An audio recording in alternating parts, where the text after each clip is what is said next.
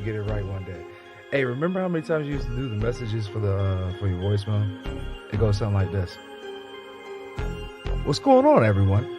Thanks for locking into another episode of I'll Piss You Off Shortly. This is the podcast where we debate everyday issues, pushing your thought process beyond what's normal. The topics discussed here are meant to be intense, promote growth, and at times may have you feeling a little bit uncomfortable. Me too, a little bit. We may not always agree, and we will more than likely have varied opinions. But with that being said, I can't promise to be your favorite podcaster. Neither do I want to. But I can promise to be transparent, fair, and open-minded. So please, if you think you've got the stamina, passion to debate, analyze, and challenge the normal, please take a number. I promise you, I'll piss you off shortly. Hey, mama, I got a podcast. Hey, I got a podcast. Hey, I got a podcast. Mike, come on, man. Be for real, you haven't got me yet. Huh? Mike, Don't even try it. you want me to go call Scotty? You have to call Scotty. Boy. What you gonna call Scotty for? I haven't got you recently. Yeah, I agree with No, that. you haven't got me in the 6 years. Why don't you guys just go ahead and say it? No. Never. He said, I'll get you one day. No. He never dunked on you. He never put you on the highlight. No. No. He said, I would love to give him my poster, but it's not happening. It's not gonna happen. You know he lying. It's never gonna happen. Come on, man. When? All right, we're gonna cancel your green. Boy, who gets Scotty? Puts it off the glass. No, Luke kicked it out. Michael gets it for the first shot. I'ma just do it.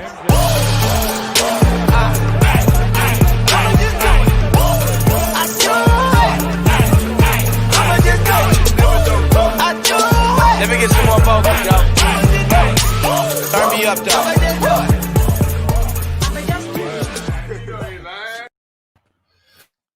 What is going on? What is going on? What is going on, everybody?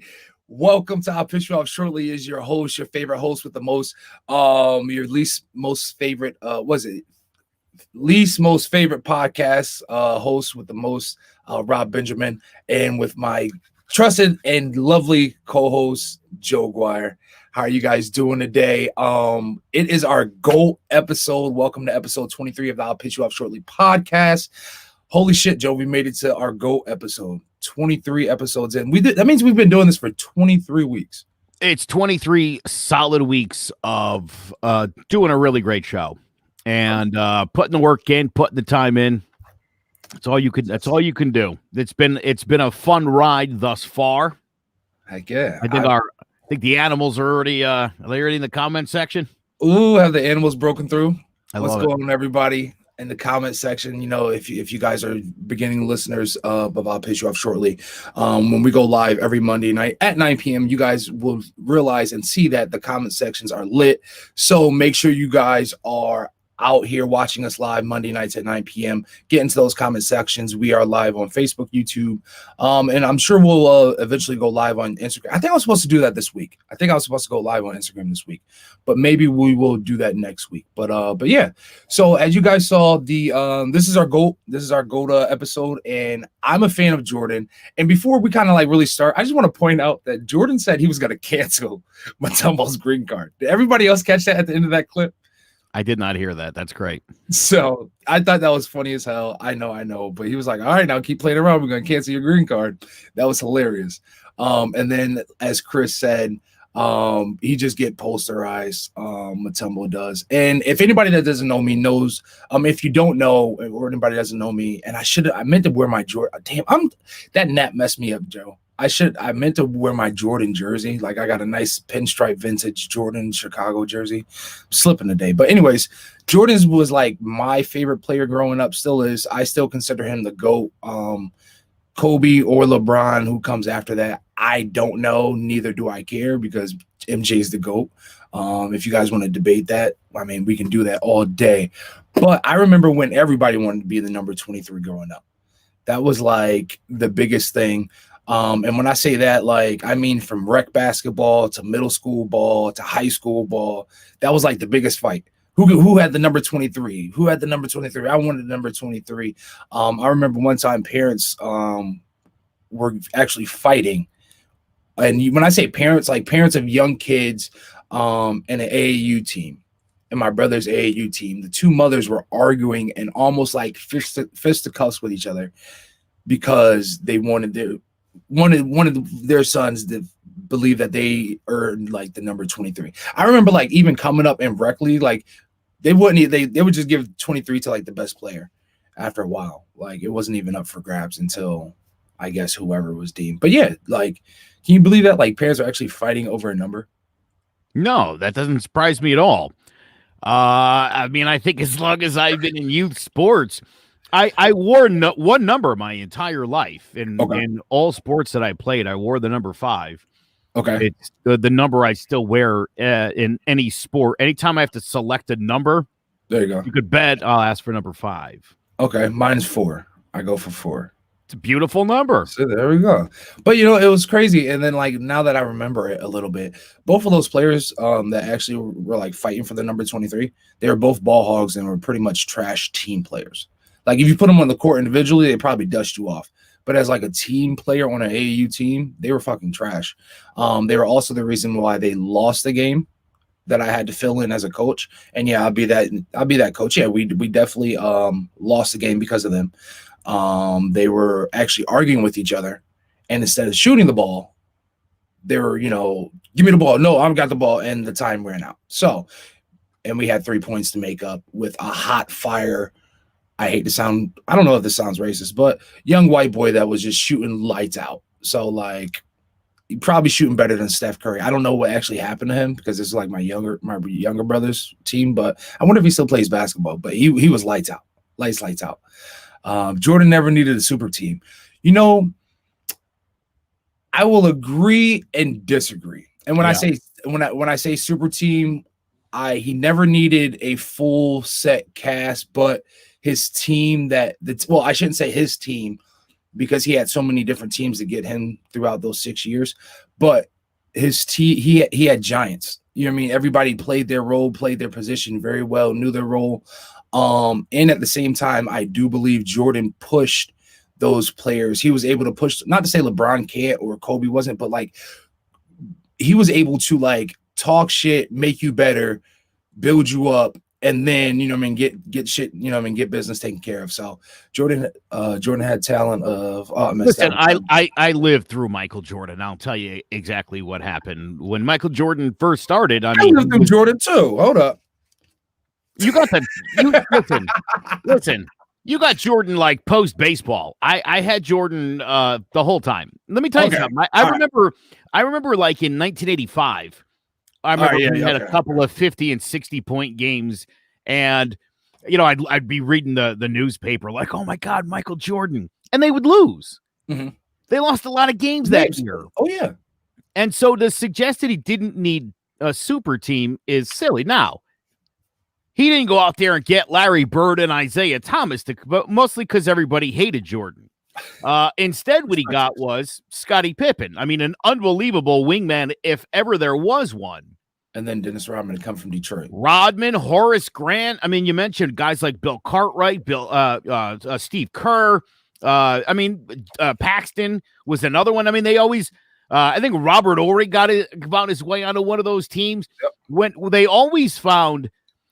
Listen, I know LeBron needs like 2 superstars.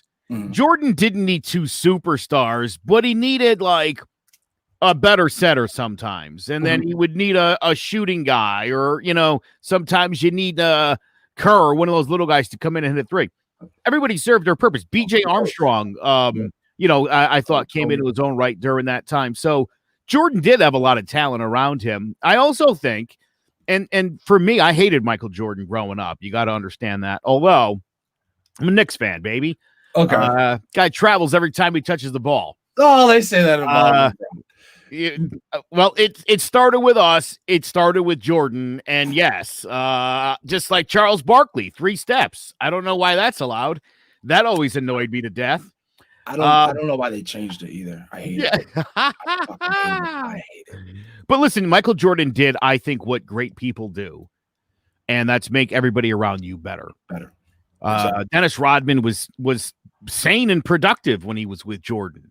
And he'd already had a nervous breakdown. He was already a weirdo when he got to Chicago. Facts. Horace Grant, when Jordan was with him, was great. You know, go through the list of guys. Kerr, I mean, and these guys all came up clutch. That was what Michael Jordan did. Was Michael Jordan, and this is again my beef with some of today's stars. You gotta Michael Tipton. Every time I turn around, my man Mike Tipton always killing on me. Yeah, Jordan's better than the Knicks franchise. There we go. I understand that. Yeah, that's right. Stop traveling. That's probably no. Like that's one of the things that I hate. Like it's a travel. Like these extra long extended steps that everybody. The flu game, which we all know wasn't a flu game. He was totally hungover and fucked up from the last night of partying and fucking hookers. But yeah, so Joe loves Pat Riley.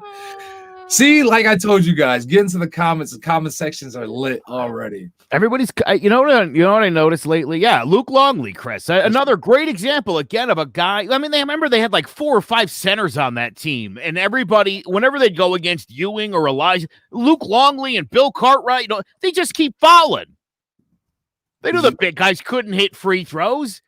You had like 15 fouls worth of centers you could run out there. It was brilliant. You had to. I mean, you could hack a Shaq because you had like 3 7-footers on that team that could play center.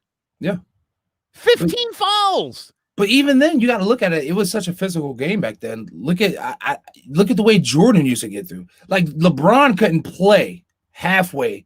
He couldn't play half a season in the early 90s, late 80s, early 90s, even in the early 2000s. I can't say early 2000s. Yeah, like late 90s, early 2000s, because he wasn't there yet. But like, it's just like, yeah, it's a whole different playing atmosphere. I remember even me growing up. Like now, when I go play basketball with my brothers and stuff, it's so much softer than when I grew up. Like I'm like, damn, I have to like calm down. Like you literally have to let somebody go as they. I'm like, no, this is stupid.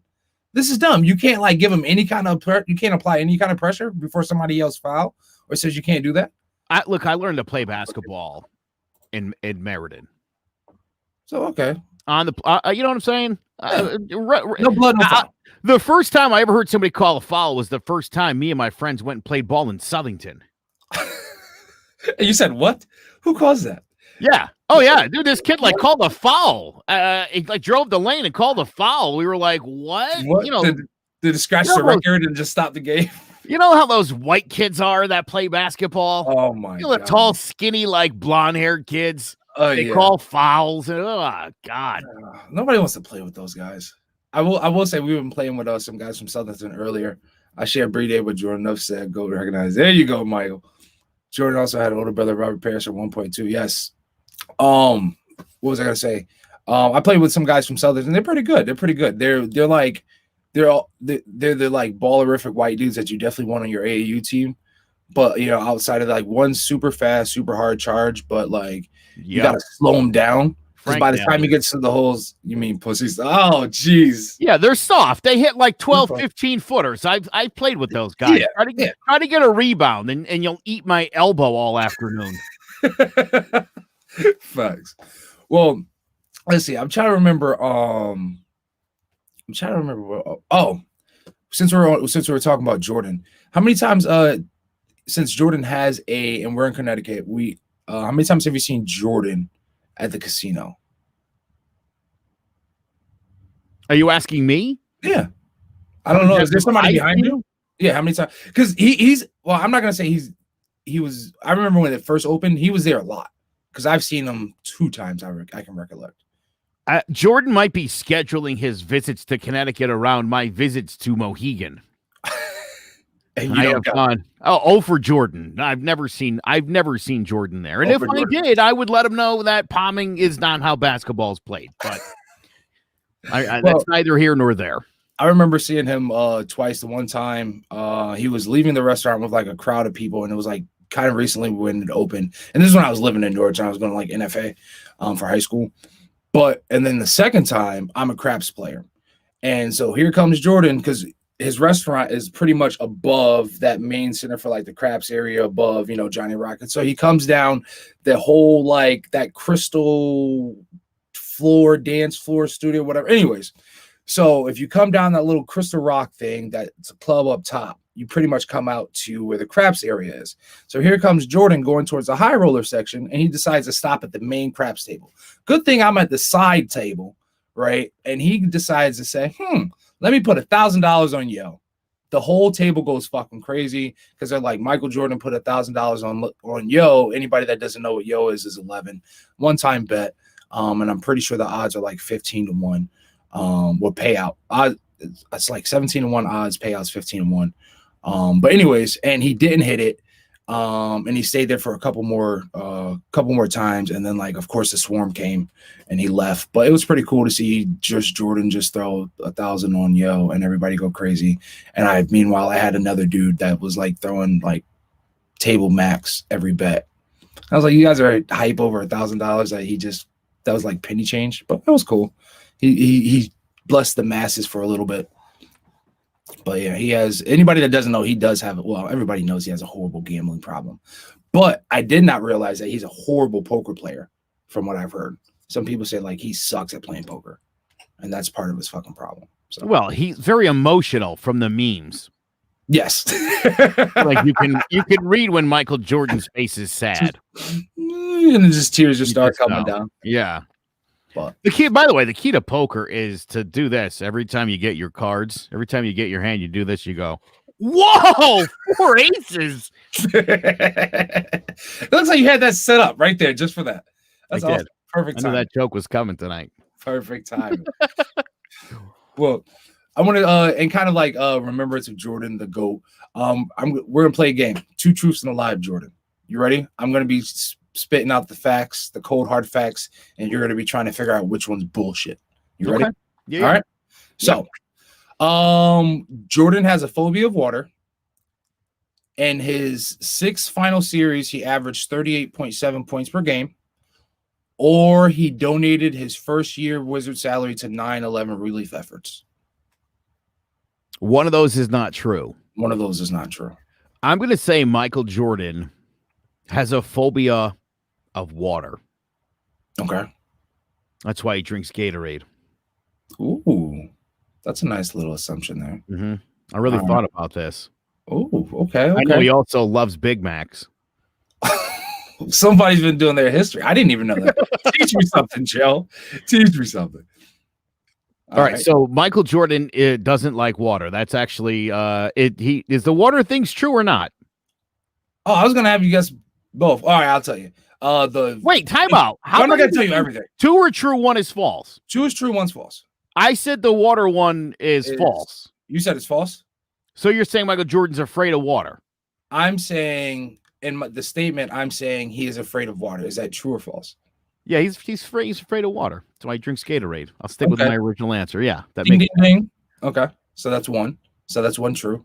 And I'll say the second thing is I don't think he averaged 38.7 points per game in his last season. No, and okay, and in 6 final series, he averaged 38.7 points per game. Is that true or false? In all 3. I mean, in all 6 series, he averaged 38.7 points per game. I can't believe that. Like that's a lot of points even for Michael Jordan. Okay. So you're saying that's false? I would say that's not true. All righty. Ding, ding, ding, ding, ding. You are correct. Say Jordan 9/11 is true? Yes, that is true. I don't think I had ever heard that before, to be quite honest with you. I don't think I'd ever heard that before. And I kind of like that I hadn't. Mm-hmm. I'm glad I heard that right now because I've never been a big Michael Jordan fan. I mean, I respect the game and I know he's the greatest of all time. Don't get me wrong. There's a lot of things I don't like about Michael Jordan. That makes me like him. And so the history behind that is, excuse me, as I pull up again. Many NBA fans would like to ignore the fact that Jordan came out of retirement for a second time and he joined the Washington Wizards, stepping away from the '98 finals. Yeah, he did all that. Here we go. He announced his return shortly after the September 11th attacks, and he would also announce that his first year salary would be donated entirely to the relief effort. This included $900,000 to different organizations involved with the relief efforts and $100,000 to children who lost their parents. That's awesome. Although it was an injury, yeah. So, cold hard fact about Michael Jordan. And this is coming from the NBA.com source, by the way. He still traveled. Oh yeah. What did you get? It's like, I'm not gonna do that. I'm not counting your pockets. That's just what most conservatives would say. I'm sorry, I've been in battle with conservatives, and as you guys can tell, like I've been in jail too, so like I've been locked up, and we'll get into that later. But yeah, so Jordan's a good man. Jordan over LeBron all day, Jordan over Kobe all day, minus his. I mean, I'm not even gonna get into his personal life. Jordan's the GOAT. We'll just leave it at that. So, are you ready for some interesting facts on the number 23? Yeah. I find this very intriguing. All right. So, I was gonna kind of scatter these out, but I figured I was gonna like scatter them out throughout the episode, but I'd rather just knock them all out because as I started gathering these, it just got more and more intriguing, I think. So, we'll start with kind of like some DNA, some chromosome, body makeup, human life stuff, because I felt it was necessary, especially since the heightened hysteria around messenger RNA with this whole vaccine approach, and we'll probably talk about that too a little bit. But so, did you know each parent contributes 23 chromosomes to the start of human life? The nuclei of cells and human bodies have 46 chromosomes made out of 23 pairs. Egg and sperm cells and humans have 23 chromosomes, which fuse and divide to create an embryo. That's one fact. Did you know Charles Darwin's Origin of Species was published in 1859? If you add 1, 8, 5, and 9 together, what do you get? 23. 2 divided by 3 makes 0.666 recurringly. But it actually ends up being like 0.6666666 with a 7. But that's pretty scary. If you add, here's another, since we were talking about 9/11 with Jordan. Oh, I'm so dumb. I'm like, wait, 2 divided by 3 makes 0.666. Right, I see what you're saying there. That's like the sign of the devil. Sometimes I forget that the devil's still a thing that we're doing. Yeah, sometimes. Yeah, I forget. Yeah, everyone else is on board. I get all that. I know people still think it's and I applaud that. I didn't even hit me for a minute. That's how dumb I am. Like I do. See, 666. And some of them still out there. So if you take September 11th, 2001, so if you add 9 plus 11 and then add 2 plus 0 plus 0 plus 1, that gets 23. Interesting. Okay. The Hiroshima bomb was dropped at 8:15. 8 plus 15 equals, you guessed it, 23. 2030ians are a group of people who subscribe to the mystical power of 23 and see it in multiple combinations throughout the daily life. I just thought that was fucking hilarious. And to kind of end it off, wait, there's yes, 2030ians. Help me out here. All right, let me stop you for a minute. Hey, wait, you have one more. Say your last one. I got a lot of questions. Okay. Last one was Kurt Cobain was born in 1967 and died in 1994. 1967, 1 plus 9 plus 6 is 7. You got it, 23. Then 1 plus 9 plus 9 plus 4 is 23. So that's kind of weird. But yeah, let's get back to the 2030s. Where did you find this? First of all, these 23s. Is this something you've acquired? How do you know? Where did you see this? What brought you on to 23? So as I was doing my research, as a beautiful journalist that I am, I just started researching random 23 facts. So if you would like the 2030ians, I'll send you my source. This is coming from, let's see here. Got to go in my history. So there's a group of people who subscribe to the mystical power of 23. Oh, yeah. See it in multiple combinations. 23 daily life. 23.plus.com. What was that movie where they said the number 20? Sum 41. Isn't Sum 41 the meaning of life? You're missing me with that one. You don't know that one? It's like Guardians of the Galaxy or some nonsense. See, I watched Black Panther, and that's where you're going to get me with Marvel. Yeah. That's pretty much where you're gonna get. All right, wait, so now can I find the 2030s? Is there a website? Yes. So 20. Let's see. I have a couple of them. 20. So spell it out. 23. So TWEN. Yep. 23. .plus.com, and that's like a little web page for the. It's some personal views on the 23 Enigma. More than a number, it is a symbol of abstract concept. 2030 is the number for Discord. All right. We're gonna bring up their Facebook page here. There we go. The number 23 follows me. If you ever said this, it's time to join. I mean, is that something that happens to people? I don't know. We were talking about cults earlier. I mean, on the private side, is this like cultish? That's interesting. I would have never even thought to look at this to think this was a thing. And they've got like a couple 1,000 members in it. Hey. Somebody I know in this. I was about to say that's when you got to see. Yeah, right. Who's your common friends in that group? That's always so that's a group. There's people who see 23. Now, my favorite baseball player growing up, was Don Mattingly, and he wore the number 23. He wore number 23. There you go. See? As a matter of fact, his first number was 46.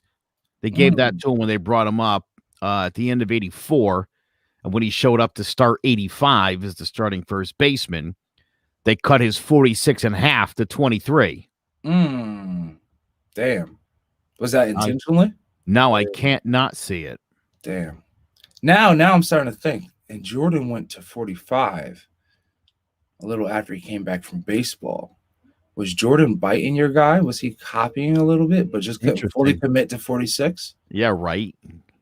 Now the conspiracy theory, the plot thickens. I don't know.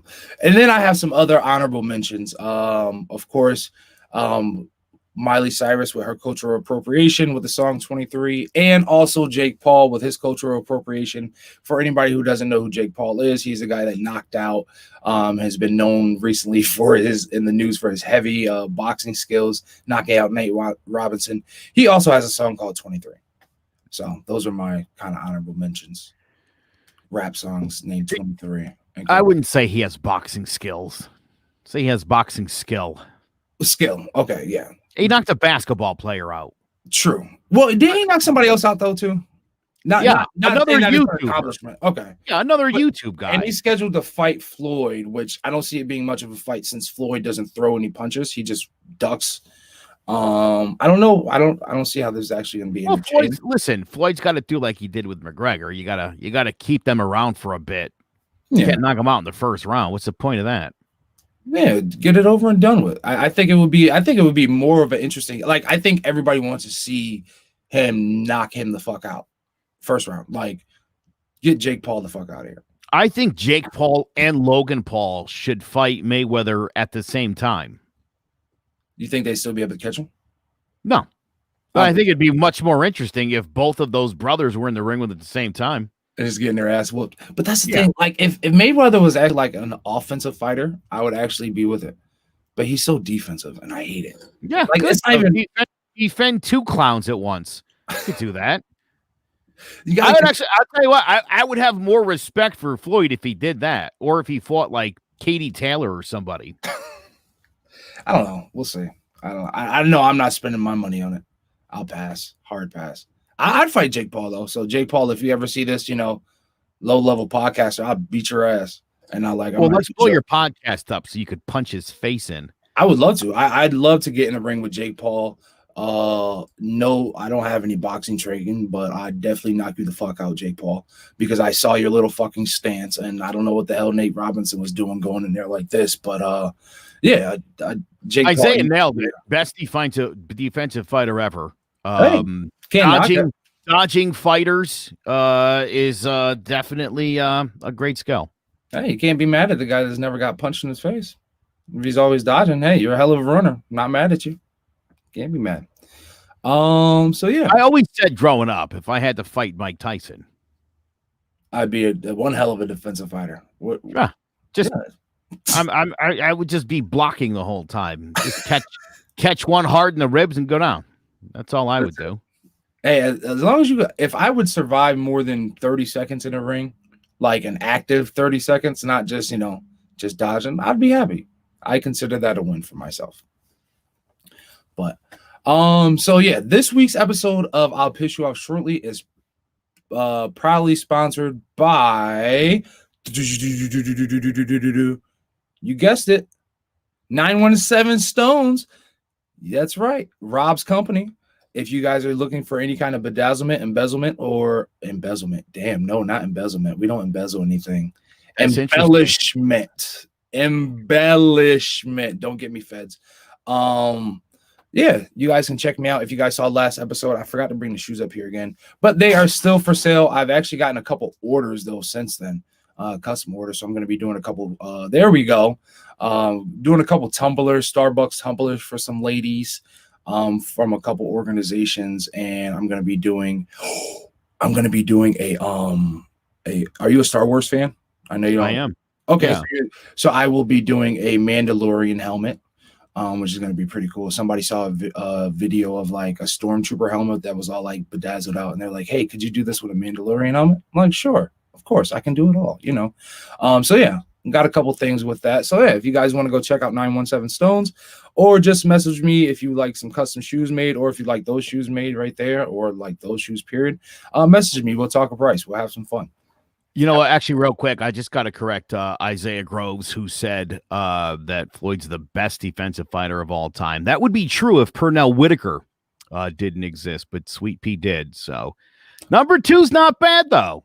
Number 2 is not bad. No, I don't even know who Sweet Pea is. I'm not like a boxing fan. Not dude. Like a big boxing fan. So, I'm sad to hear that. Yeah, Sweet Pea. He was a lefty. He was one of the best fighters when I was growing up. Okay. And he's considered the greatest defensive fighter of all time. And you see on most lists that Floyd is number 2, and he certainly is a great defensive fighter. Okay. What makes him the greatest defensive fighter, I may ask? Just the ability to control a fight, not get hit. Okay. Countering is a big thing too. So a lot of guys. A funny story. George Foreman ducked one guy in the 1970s. Okay. And it wasn't Lewis. It wasn't Frazier, I should say. It wasn't. It certainly wasn't Muhammad Ali. The one guy he dodged all through his career was Jerry Corey. Okay. Now, most people would be like, Jerry Corey was a white fighter. And people were like, why? Well, Jerry Corey was a slick counterpuncher. Mm. And George knew that his big uppercuts, if you miss one and Corey slips you, you're out. Mm. George gained nothing by beating Jerry Corey. Okay. There was nothing to gain from there. There was only the more than likely George would have knocked him out. Okay. But the chance that he threw an uppercut and Corey would catch him and put him out, the risk wasn't worth it. That's ultimately what it came down to. Understood. I mean, hey, I guess that's a nice like difference maker if you're going to be defensive, but you have that extra backup. Like, hey, I can duck and dodge, but if you get hit by this motherfucker, you definitely don't want to. So yeah. I see why. That's a good little scheme right there to play out. Cool. See, I love learning something new about boxing. Other than like, I only got into boxing, especially like when Mayweather had like that little run when he was like with Pacquiao and all these other people. I would literally watch just to see Mayweather get knocked out. And maybe because I'm not like a big technical fan, I'm the guy that's like, yeah, I definitely just want to see you get knocked out. So maybe I should stick to like MMA. And I don't even watch that enough. Sugar Ray Leonard enough said. Yeah, who's your guy? Sugar Ray. Sugar Ray, one of the greatest of all time. My guy, pound for pound, I think the greatest fighter of all time. Literally just fought last weekend. And when I say this, if his career ended in 2005, as it should have, Roy Jones Jr. was the greatest fighter up until that point in the history of boxing. There was nobody who was stronger and faster and controlled a fight. If you ever watch Roy Jones Jr., Rob, you do yourself a favor if you don't know Roy Jones Jr. Roy Jones would stick his face out like this with his arms behind his back. And the second you went to punch him, dude, he pop you right in your face. See, I remember seeing highlights. The greatest. I just okay. I'll do some more. And mind you, became the first middleweight in 100 years to win a heavyweight championship.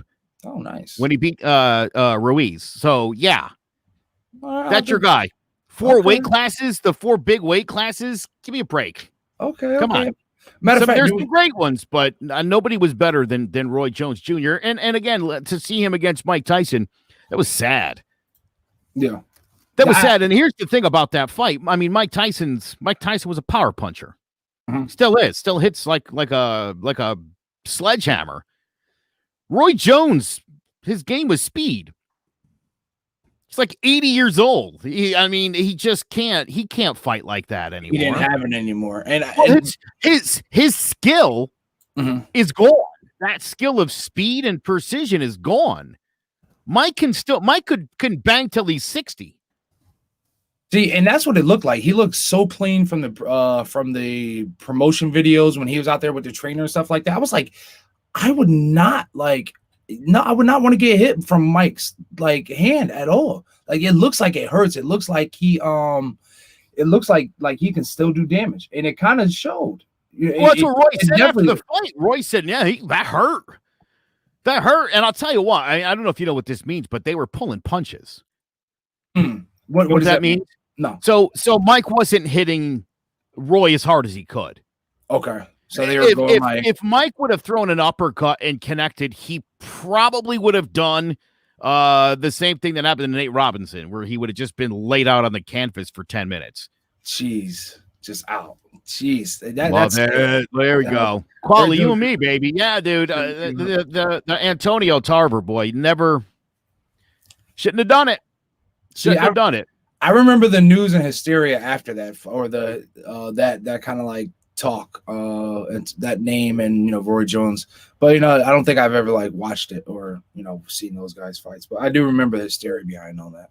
People also forget, by the way, Mike Tyson's last fight, he was fighting a journeyman white guy bum, and didn't come off the stool after the 5th round. So, Mike's legacy was a little tarnished at the end. Obviously, it didn't end. It didn't end great, which is such a shame because, again, growing up and I mean, Mike Tyson was.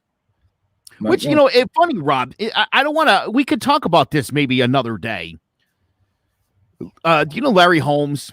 Larry Holmes was the champion after Muhammad Ali and basically before Mike Tyson. And he claimed America was racist and would never accept a black heavyweight champion. That's why people hated him. I mean, think about the insanity of saying something like that. You're the heavyweight champion of the world. The previous heavyweight champion of the world was Muhammad Ali, a black Muslim, which they hated too.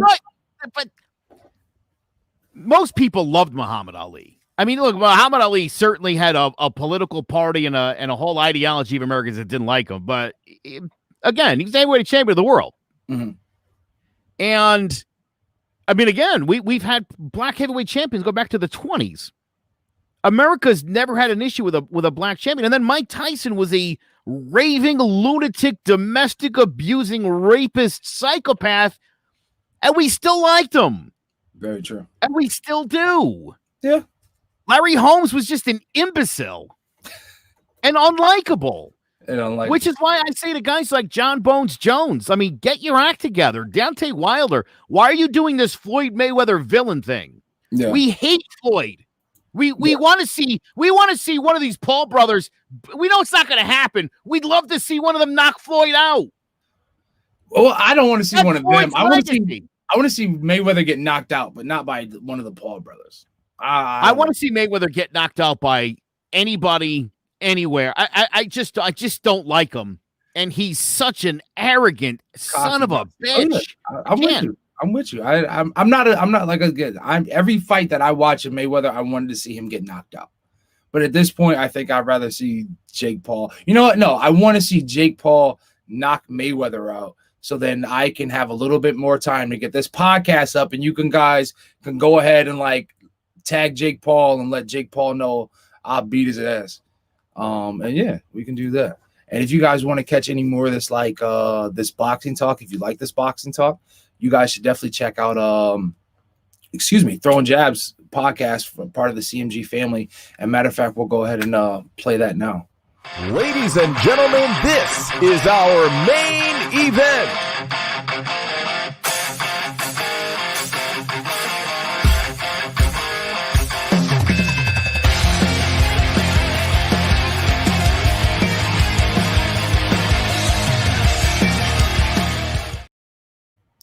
All right, so that's the Throwing Jabs podcast. You guys can check that every week, I believe. What day is that again? Saturday morning, 10 o'clock. They let me be on it, too. I get to talk my game. Love it. It's really good. It's really good. I watched this past episode this past weekend. It was good. It was nice. I was watching it while I was cooking breakfast. Last weekend was the first weekend where I didn't correctly call both fights for the first time in 10 weeks. Holy shit. Look, I've called every fight. I mean, literally some fighting shit. Literally to the round. I've done scores on decisions nearly to the point. I called the Khabib choke out in the second. I mean, I've been calling these things left, right, and sideways. Last weekend, I didn't get either one right. Figueiredo in the draw, didn't see that coming. I thought Figueiredo was going to destroy that guy. And there was another fight I also didn't end like I wanted it to. Okay. But I'd been on a run. I love it. Nice. I love the fights. Did you guys have Danny Garcia fight? Oh, yeah. Who'd you have for that? Well, look, Danny Garcia is not that good of a fighter. Yeah, no. Yeah, well, but neither is Errol Spence. Oh, Errol Spence Jr. is an exceptionally good fighter. Mm-hmm. He is a solid number 2 in that division. Terrence Crawford is by far the superior fighter between the two. Bud would have knocked Danny Garcia out. I knew Spence was going to take him 12 because he can't knock people out. And Bud can. And it's the reason he doesn't want to fight Bud Crawford. And I would highly suggest, if he'd like to continue being considered an elite fighter, that he should dodge Crawford for as long as humanly possible. Oh, well, there you guys have it. Biggest hot take right here. Too bad nonsense. Look at me. I'm getting attacked. Hey, the fellas, they're lighting him up in the comments talking about he can't pick. First of all, I lead it on the college football show. I'm the number 1 there. Okay, talk your shit, Joe. Talk your shit, Joe. Fight game. Okay. And listen, the NFL's been a disaster. Super disaster. Big disaster. Yeah. Steelers down the fucking hole. It's been a horrible week of football. I'm not even gonna get into that. This whole season's been so stupid. There's been no consistency at all in the NFL. So it's not that I can't pick NFL games. It's that the NFL sucks. This whole year has an asterisk to it. This whole season's gonna have. I think everybody, even baseball. I think for the most part, because definitely the NFL, the NBA was a fucked up season. That's an asterisk. Like any sports championship has an asterisk this year. I'm at the money team and they're a bunch of assholes. I believe it. I totally believe it. But other than that, so I spent a weekend in jail.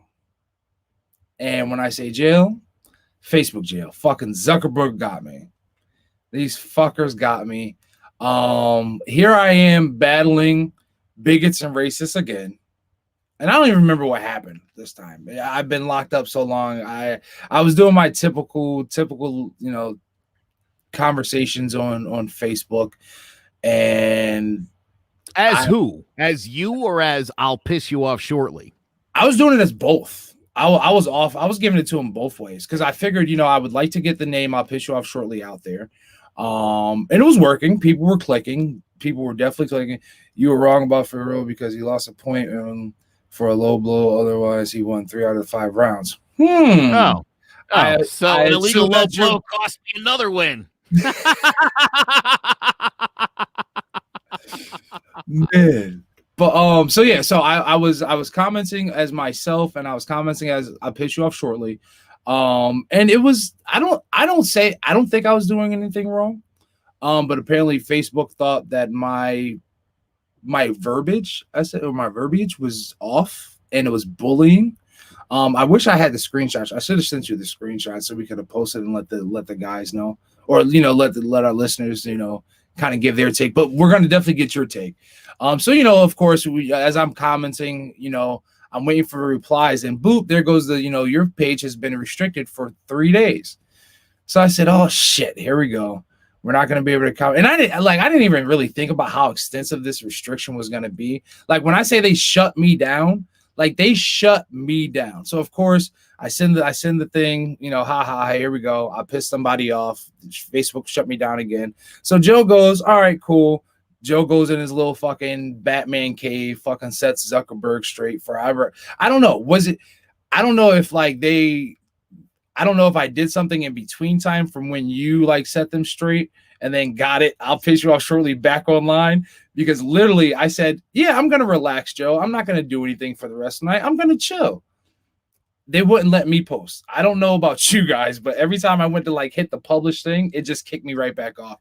So as soon as I thought Joe did save my ass. And then as soon as I thought I was in freedom to at least give everybody the business from I'll piss you off shortly, turns out Facebook not only shut me off from the Rob Benjamin page, I'll piss you off shortly, and did you know those fuckers shut me off from my personal page too? Is that right? Totally different name, everything. So they're just tracking IP addresses. They're tracking IP addresses. And I said, right. Oh, you dirty motherfuckers. Yep.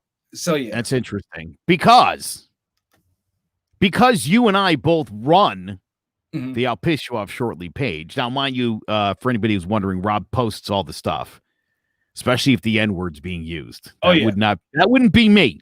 Did I use the N-word? No, I'm joking. I'm okay. joking. For a black dude, you really don't use that word much. And I got to tell you, as your white co-host, I appreciate it because that word can be awkward and uncomfortable at times. Yeah. See? But no, so I had been in Facebook jail myself on some trumped up bullshit. And I couldn't listen to this. I mean, I'm a fucking business owner. Hold on, so you were recently? Yeah. You were in jail at the same time? No. Okay. I went to jail a month ago. Okay. I was in jail for 3 weeks. I couldn't post anything.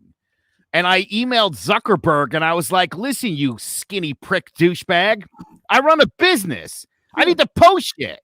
Also, I had already figured out how to get around the system. I was just using my daughter's Facebook account, made her an admin on everything, and I just posted through her. That's how stupid Facebook is.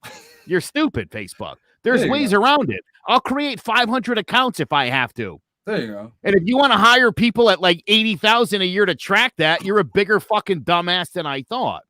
Stupid. Now, again, I didn't do anything wrong. I explained it and explained how they were infringing upon my opportunities to do business. And they immediately told me, I got an email back, I kid you not, and it was like, you're right. And then there was some bullshit jargon, and then I got all my privileges back. And then when you got in trouble, I just went right back to that, and I was like, what the fuck? And they were like, all right, he's back. See, at least you got it back. So, if there's anybody out there, Joe, if you put your mind to it, you can accomplish it. Do anything you want. There you go, quality. That's what I'm talking about. Here's what I found, Rob, in 45 years on this planet. If you got a fucking problem, there's a person out there whose sole intent in life is to solve the problem you have. The trick is finding that son of a bitch. You got to find that person. And then once you do, don't lose that email address. That's a good life skill, right? Lock in. See, I'm still trying to find that one person at unemployment. See, they're fucking with me. That's a whole nother debacle, man. But yeah, no. So fuck Zuckerberg, fuck Facebook. Yeah, I mean, I'm so glad that you were at least able to get us out, or at least be able to bond out the I'll piss you off shortly thing. I'm gonna apply at Facebook every time they put you fuckers in jail. Right, that's what we need. A guy on the inside. That's exactly. That's what maybe I also need to have somebody. So like, if you're out there and like you want to be a part of the I'll Pitch You Off Shortly team, you know what I'm saying? Go ahead and hit us up in the email. Maybe I need to have somebody that can like not handle, but like take care of that aspect because you're right. I get on there and then I love it because you can go on and you're like, who do you want to interact as? Now I'll Pitch You Off Shortly and the Robert Benjamin Facebook page both have top badges on 3 of the news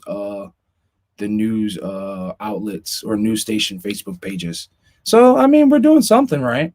So it feels good to have that top commenter or whatever, top engager badge. So like all the I'll Pitch You Off Shortly comments and Robert Benjamin comments that go up top. But what I have to figure out though soon is how to improve my delivery, especially when it comes to corporate ways. Since, by the way, update. What happened? Get a job? Maybe almost.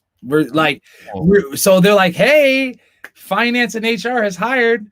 They're gonna be ready for your listing really soon. And I'm like, all right, cool. Let's get this going. He's like, yeah, like another week or 2, maybe. So I'm like, yeah, in your guys' time, that's like another fucking month. He's like, no, I promise. So the good thing about it is he said it in front of Danielle. So I'm like, you said it in front of her. So now, yeah, you gotta come through now. So hopefully that comes through. But yeah, so I have to learn how to like, I guess, change my aggressive tone because I'll admit it. My words hurt. My words definitely can hurt. That's why I tell people all the time, like, I'm not the one to joke with. I'm not like if I come into like a group of people and they're like throwing jokes and shit like that, and they're like, Rob has a big head. And I'm like, yes, I do. That's your last one. You only get one more because like my jokes, I grew up having to defend myself. So like I was getting made fun of because I had a big ass head, square head with 2 circles on the side. Fucking, I was like the eccentric dude. I always had to have jokes prepared. Like my joke game had to be there. I was in the group of friends that I hung around with, or just growing up. It was just in the culture. Like you got to be able to crack jokes. So my jokes always went like the next step. You know what I mean? Like, so they say, oh yeah, when you say certain jokes, you got to be ready to fight. I was always ready to fight. So like, you would be like, hey, Rob, you look ugly today.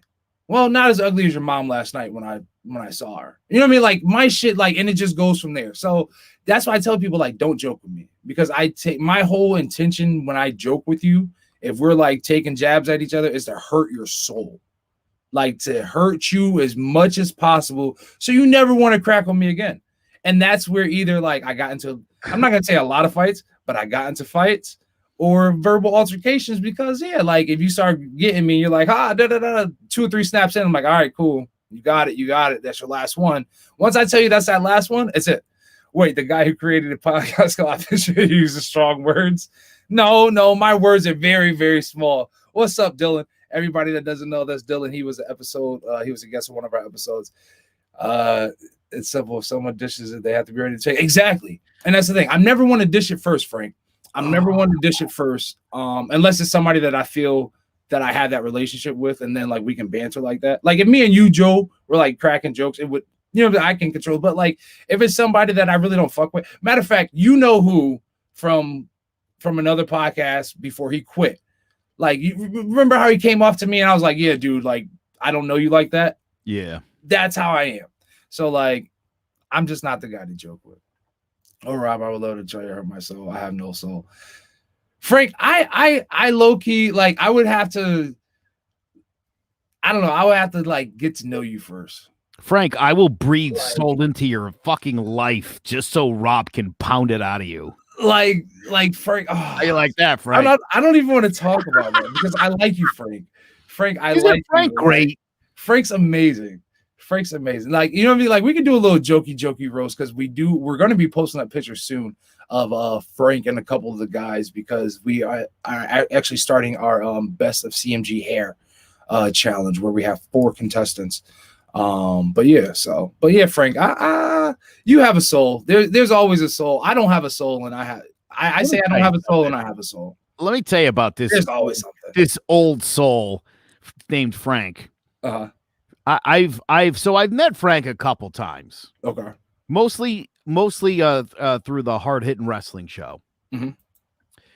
I had never had like a literal one-on-one with Frank until like 2 weeks ago when Frank called me at like 1:30 in the morning. Frank, what are you doing? Now you're thinking, what did he do? Mm-hmm. Pocket dial you or something? Oh, no. Frank dialed me up at 1:30. He thought that's the time we should have our first real conversation. Huh. Here's how much I love Frank. We talked for like a half hour. See, I'm not gonna lie. I thought you were gonna be like, we talked. So was I. Damn. Now that I know both of you were drunk, I definitely would have. Oh, dude, he called me up. We had like the most idiotic. My wife and his wife, and we're just bullshitting about random whatever. It was funny. Again, I've never had a phone call with Frank in my life, and we only real interaction we had literally was doing a couple shows together. And there wasn't any real one-on-one. We have that big chat where everybody breaks balls, and I could always tell Frank was a good dude. And then the phone call came. I would have stayed on the phone with him till like 4 a.m, just bullshit. He was like, I think he said to me, because I was like, I gotta go. My wife's giving me shit now, and he was like, "Just go to bed. Call me back." Appreciate that, Frank. That's awesome. He's a good dude. Bring those good old days where you used to fall asleep on the phone with your little girlfriend, or at least I used to. I used to love when people would say, "That's not what your mom said to me last night at a dig." Yeah. Yeah, she doesn't like sausage. I wasn't saying like that was a dig. I'm just using that as an example. It was like a lot worse than that.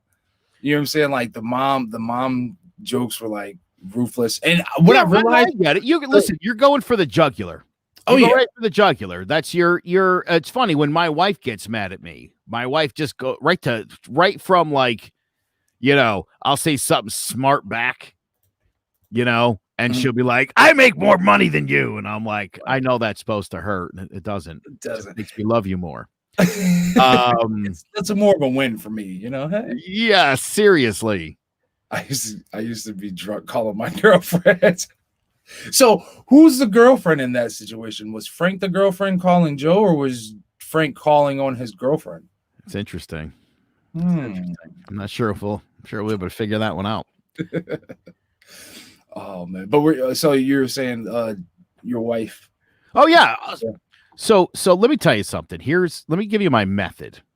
This is my method for breaking people's balls. Mm-hmm. I never mention the obvious thing. Exactly. If you're a fat guy, I'm going to make fun of everything else because you're fat. It's on your mind. If you're ugly, I don't have to make fun of your looks. I mean, that's there. I'll point out the things that you probably thought you had going for you. Yeah.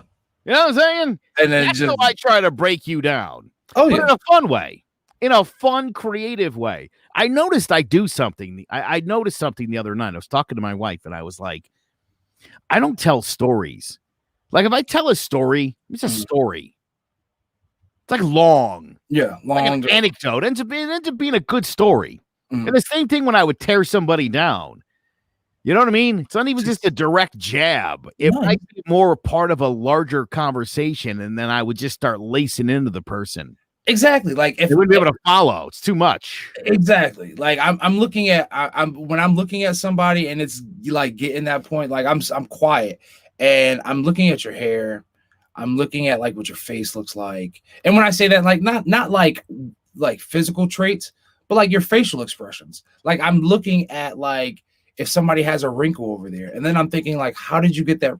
How many funny ways can I think that you got a certain wrinkle over here? Or if you have like a little indent or something, like just, I'm going to make that small feature seem so fucking big.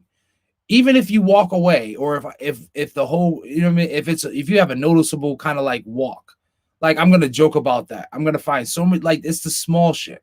Like, oh yeah, your mom has a fucking red fucking Honda Civic, but for some reason there's a fucking paint chip on it. We're going to talk about just how broke your family is to not be able to fix that one paint chip. Not the whole car, just that paint chip. And just figure out how to just make that as funny as possible. and then like as monotone as possible, right? So I remember like I used to hate the dudes. I couldn't figure out how to like beat them until I actually did it. So like the guys that were so extra, like Kevin Hartish, you fucking had the outrageous laugh where like the joke wasn't funny, but their laugh was funny, so everybody laughed at their laugh. So I was like, fuck, how can I beat those guys? Biggest, like, no emotion, just like monotone. Like, yeah, dude, yeah, that was funny. That was funny, but at the same time, your shoe's leaning to the right. It talks every time you walk, and everybody would be like, holy shit. And then you like, and just the face, and then just not even giving them that much energy. Just like, I'm getting in your soul and I'm just digging it. It killed, like, people were ready to fight me. Like 3 jokes in, and I didn't even get good into the bag yet. So yeah, it's an art. It's definitely a fucking art. And I definitely took years and years of losses and L's to perfect that art. So it's an acquired taste that I love. Well, I learned it with my dad, and I took beatings when I didn't bring my best performance to the table. So See? I got good at a young age, and it's at the point now where I'll have somebody will call me up like 3 months later.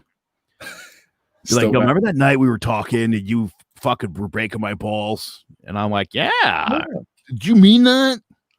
Yeah. And that's the thing. Like, if I say I mean it, I fucking mean it. I might apologize, depending on who. I'm not apologizing. I probably apologize to a couple people, but other than that, nah.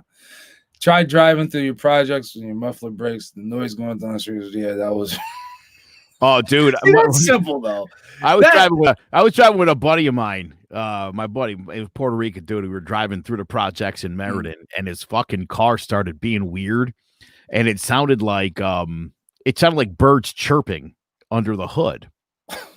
And we happened to see another buddy of ours. He was standing on the street corner, and my buddy's car it's like smoking too, and it's like.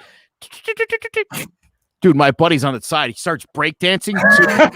Oh my god, dude! For weeks, every time they saw my buddy Ed, dude, him and his buddies all would just start breakdancing. Like, hey, did you get your car fixed yet? That's funny, like the Tin Man from the Oz. Oh shit, that's hilarious. Well, I learned a valuable lesson on Facebook this week, as I could scroll and not comment. You know, whenever you have a problem like that, like whenever your car is just breaking down and making all those noises, just turn the volume up. I learned that from your side of the family. Oh, Jesus, my daughter. I thought that was driving my wife's car. Like, that's not even a joke. It's like a attention light in the car. She thought that was like a funny thing to say on Facebook. I thought that shit was hilarious. Like, I was dumbass, crying. your car's not running. You just took your mom's and now, what is it you're doing that all these check engine lights are coming on? And then the fact when your wife was like, wait, aren't you in my car? She was like, nah, just my car. And I'm like, no, that's definitely her car too. Car hasn't been running in like 2 weeks. She's full of shit. Yeah. No. Dude, that's the other. I would say, listen, if I could diagnose the number one problem with kids today, what's that? It's the fucking phones. But not like everybody thinks. It's the phones in that. I mean, like literally, something happens in my house, and it's on Facebook like 30 seconds later. Could never. They don't have the. Why? So why? Save that shit for tomorrow. Like, tell tell the story next week. This happened. Can't hold water. Can't you take that in and enjoy what just happened? Already got to tell the whole world about it. Can nothing be a secret? No, not when the feds are watching. Definitely also, they take pictures and videos of themselves doing stupid shit, and they post it on. Why would you do that? I don't know. But guess what? That goes right into play with our next subject of the night. When I don't know how I should word this. Well, yeah, when the culture is unaware that the feds are watching. What I mean by that, in recent news of hip hop, rapper Casanova. I don't know if you're familiar with rapper Casanova, but him along with 17 other men have been hit with charges that include racketeering and conspiracy, RICO charges. According to the DOJ, they have been building this case against the untouchable Gorilla Stone gang for years. What that means is that Casanova, he did some time, came out. Well, he did a lot of time, came out for whatever robberies and stuff that he was. And this isn't really going to be about him. This is more about the Alphabet Boys and watching what you say, and like just in this whole technology era, right? Of the phones being getting you in trouble, and you never know, right? You never know, right? But so what has happened? The Alphabet Boys have been building this case against Casanova and his gang for years, and basically using interviews from a interviewer named DJ Vlad. He's been in the hip hop culture scene for a while, known for a lot of his interviews and the culture. But he's also been known for allegedly being a snitch and working with the feds. And really, we can't even say allegedly now, because it has come out recently that the feds have actually put out that they cited using his interviews, DJ Vlad's interviews with rappers and people of the culture to actually build the case against him. And I brought this up because it got very interesting, right? Because I even think about this now, me getting into the podcast realm, and then also, you being in the journalism realm and the radio, behind the mic for years as a vet, right? That shit's worrisome. Like, that shit's crazy. And a lot, I think what I find is, like, I think about all the things that I say now. I say everything that I say, I mean to say, right? And you're supposed to have this freedom of speech, but as I watched a couple of those videos, like, Vlad wasn't, when I think about interviewing, right? Or even when, like, I think about like personal experience and stuff like that, but Vlad, the way Vlad comes about his interviews, it seems like he has so much information about like private stuff, and the guys get so wrapped up into answering it because they want, like, they're like, hey, I'm doing an interview, and like they get so encapsulated. Tekashi 6ix9ine or 6ix9ine is claiming to be a snitch. He got out of jail, yeah, because he is a snitch. But you know what I mean? So like rappers and stuff, they get so entailed into these interviews, and they just want to tell the story. And this, let's face it, the backstory of hip hop, a lot of the culture is the struggle, right? So a lot of these situations, like we'll use Casanova for example. Casanova was speak in his Vlad interview. He was talking about how in jail he had to stab a couple people. I'm not one to speak on somebody's situation because I've never been in jail or prison for that matter. So I don't know what he had to do, what kind of maneuvers had to be made, but I don't foresee that being something that I would want to talk about. You know what I'm saying? Like if even some things that I've been through in the military or outside of the military or just growing up, like I don't want to talk about because especially on here. But I feel like, where's that line cross? Is it journalism, or is it good journalism, or is it snitching? Or, you know what I'm saying? Just kind of like, are you familiar with DJ Vlad and his interviews? I am. I didn't know this until you actually told me about this today. I do know about it, and I do find it interesting. I will tell you this. Going back to the 1950s, the FBI and the CIA have employed media to get information out of stupid people. Just because I'm a journalist doesn't mean that you can just tell me everything and get carte blanche. That's not how it works. No, yeah, I don't. And right? If I'm interviewing you and you're like, "Yeah, I murdered a dude and I buried his body," like, I'm gonna tell.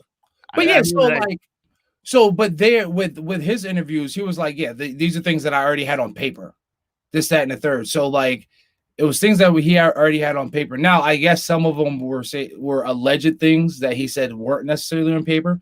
But like, when you think that you would have to prove those things, so like, if I'm going here right now and I'm like, allegedly, I off 10 dudes last week and hid the bodies that you'll never be able to find them. Like, should they be able to establish a RICO case against me, or like any kind of case off of that, just off of what off of that? Yes. Really? Okay. Yeah. And like I said, I knew. Wait, hold on. If you were on this show right now and you're like, I killed 10 guys last year. It was a bad year for me, and I just started murdering motherfuckers. Yeah. And I'm like, oh yeah, okay. And by the end of the show, you're like, no, seriously. Matter of fact, I buried one of them in this park in New Britain. You're not going to get arrested for, I mean, they would go dig up a body first or get some sort of evidence. But that's what you're doing. I mean, if you literally are on here and you're like, I'm moving a pound of coke a week out of my house, they're gonna look into it. They're gonna. I mean, they're probably gonna the phone repair company at the end of your street all week working. Come on, it's 2 hours to fix those lines. Yeah, and I'm not gonna sit there and act like I'm that oblivious, but I'm just like, damn, like. It's shady. I get that. I don't like that. I don't feel good about that. And I certainly wouldn't want to work with somebody who's a snitch. I don't like that at all. No. I think that's terrible. But when you're on the payroll, I mean, what integrity do you have?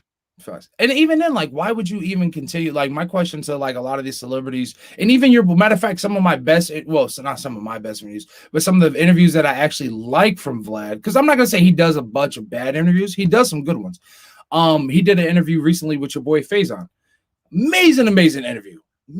Actually 2 interviews. Because he just dropped another one that I watched recently.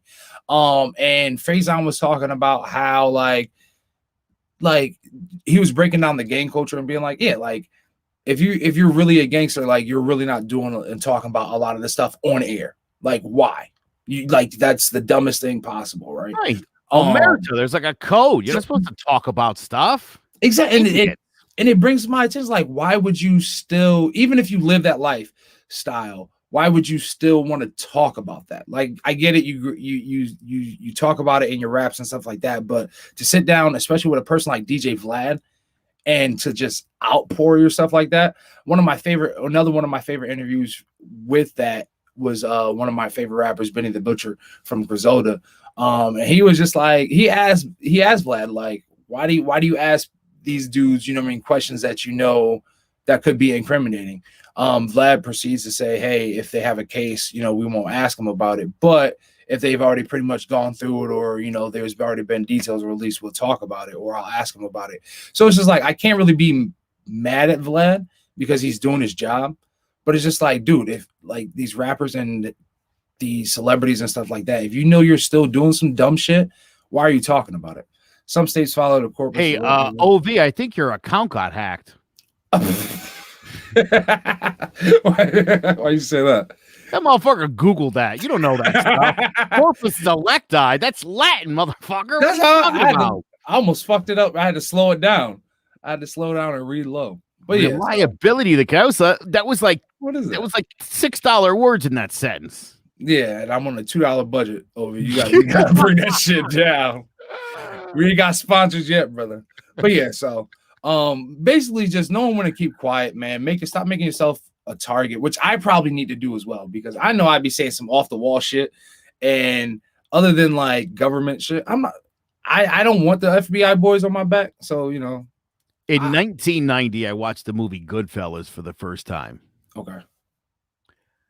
And probably for most of the next 4 years, I wanted to become a hitman for the mob. Mm-hmm. And had I done that, I would act and look exactly the same as I do right now. Dum, dum, dum. So now I'm wondering, didn't you say you knew Photos Duelist? It'd be a good cover, wouldn't it? People are like, wow, that media guy, really? Assassin, who knew it? But that's how you do it. This would be a perfect cover to be an assassin. That's why. Or a hitman, if you will. Yeah. Like, I don't understand, like, if I was making that amount of money or just doing so many illegal things where, like, I would be so quiet. Bachelor's, baby. Ooh, got that bachelor's. Ooh. All right. Tell them. I've known Obi Munez for a couple of years now. 2 years, 3 years, maybe. Love the dude. Did not know I feel like I did know that now that he's saying it, that he had a degree in criminal justice. Hold on. No, pause. I'm not gonna call it BS, but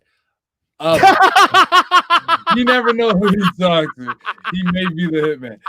Ovi, I'm gonna call a flag on the play.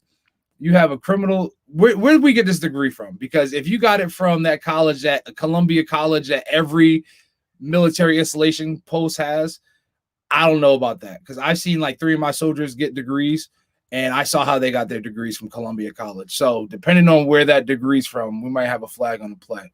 We'll have that pending. You can't pull a fast one over on me, Obi. I know what those criminal degrees from Columbia College look like, and I know how those things get obtained. I'm not saying that he went that route, but I did notice we did literally just lost 1 listener. We're not saying that, but the count literally went down by 1 when you said that. See? I ain't no snitch. I ain't gonna 6ix9ine you, Ovi.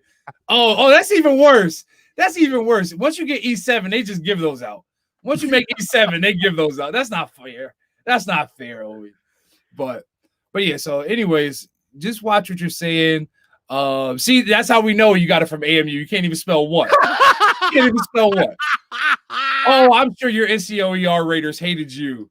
Oh man, I'm sure your junior enlisted. I mean, yeah, your junior enlisted hated your counselings, and your junior leaders fucking hated your NCOERs. Oh man, how many corrections did you have? You probably had to send your NCOER in probably a whole 6 months in advance, Ovi.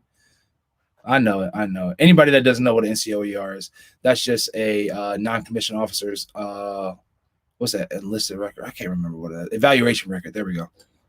NCOER. I probably even got that wrong. I haven't got one of those in so long. But anyways, where should we go now? Oh, name something you used to be good at, but you haven't done in a while that you think you can still do and not be rusty at, if that makes sense. Basketball. So you think you still got it? You won't have to lube it up. You still got the shot. It's like butter. I would need about 4 or 5 shots just to find my range, and then I would be ready to go. Good enough. I honestly hadn't even thought about nothing for myself because I'm that like trash at stuff. But lacrosse, anytime I pick up a lacrosse stick, I'll say that it's like that. It's like I haven't lost the touch. Well, my daughter just started dating a guy that's like 6'2". Who? Hold on. So like when you say that, that tells me, especially the relationship that we have, and then if I believe who I believe it is, like to me that says, hey, my daughter just started dating, so like you need to come check him. Like, or like we're gonna give him a hard time. I'm sorry, that's what I hear in my culture whenever like, yeah. So is first and foremost, do we like him? Yeah. He seems like a swell fella. The only thing I don't like, he's a Boston sports fan. Okay. And like an arrogant one at that, Okay. So he has a little was it Gen X, a little Gen X chip on his shoulder. A little bit of that. But so my daughter was like, she's like, he's really, and that's why I could forgive it a little bit. She's like, he follows baseball and football, but he really loves basketball. He's a Celtics fan, and I thought, well, I don't even like basketball anymore. The NBA, I should say. Yeah. It's a cable sport league. It stopped being good 20 years ago, but that's for another night. She showed me a video of him playing hoops with this white kid, driving the lane. Kid goes for a layup, and he goes with the right hand, and Zach swats the thing into the seats. All right. And so she said, I don't know, Dad. This guy that he shot blocked was taller than you. I don't know. Like, how are you going to stack up? And I said, you tell that little motherfucker your dad's got a left hand. Ooh. I'm not gonna lay the ball up. Are you coming to go to the left hand? Because I got skills. That's why. All right, Joe. So when he says in the springtime, when he says, all right, Joe, or whatever he calls you, we're gonna go 1-on-1 on the court. What do you say? Rob, first of all, I already figured out the plan. Well, we've talked about it. We have a date. We haven't said it yet, but we're gonna hit a gym. We're gonna play. I gotta be there for this. Here's what I'm gonna do. He's like 6'2", but he's a center. He's a center type. You know what I'm talking about? He might as well be 6'10". Okay. I'm sure he can't dribble for shit. I'm sure he can't play the ball between his legs. I'm sure he can't go around the back. Those are all things that I'll be doing. So I make it more. Can use my left hand for hook shots and for layups, and I can palm the ball with either hand. Mm-hmm. What's his skill set? Is he a shooter? Is he obviously he's not a handler. He can't is be he like a handler. He's not. I'll guess there's like a 10-foot jumper in there, nothing more than that. Oh, jeez. Then I mean, he might be. And Able he'll, to for you. at the If he end, he'll dunks on you, probably Joe, pretend like he was taking it easy on me, but I guarantee at least one trip to the ground. We'll say no one was letting anybody anything. Let me tell you something. I had a nephew who was 6'3", AAU basketball star. And a couple years ago, we were banging elbows, dude, and we go up for a rebound. I got to tell you, the kid really sprung up, and he's much better than when he was a kid. Got a little elbowy in there. I hip checked him. Tossed him right across the court. The old right man into his OG move. Tossed him right into his own garage. And I give him credit because he got up and he sucked it up. I mean, for a 16-year-old, I was very impressed with how well he took that body check by 35-year-old me. See, there you go. That's a good OG move, though, because I realize that like a lot of the guys, the young guys, they hate that move. You throw a nice little hip check, they're all over the place. They don't know what to do. I feel like they don't know what to do with their positioning on like defense or anything. They don't understand waist up. I mean, weight down. Yeah, they don't know. They don't know how. They don't know what they know how to get a rebound. They don't know what to do with their body, and you just do like you just pop your ass into their hip and you watch them fly. Bye. Thanks for coming. I'll take the ball back. Now you're out of bounds. Good old tricks. Talking about good old tricks. You know that question for you. Do you like breakfast sandwiches? Come on. Have we met? Yes, we have. Do you know what I had for dinner? A breakfast sandwich? No, just a regular sandwich. I only eat breakfast sandwiches in the morning, you dumbass. What are you talking about? What? You got it. You've never had a breakfast sandwich at night? At night? No. You know what happens? I get nightmares. Nightmares? I can't eat eggs at night. Because you get nightmares? All right. I'm lost. Maybe I'm the dumbass. I'm the dumbass. No. So when I was a kid, twice I had a breakfast sandwich after 8 o'clock. Both times. Once I dreamt I was JFK. Not even joking. It's the worst dream I ever had. Have you ever had this dream? I was JFK and I was in the back of the car in Dallas. Oh, God. Great fucking day. All of a sudden, boom. And I here's what you don't know. I was in a bunk bed. I was 12.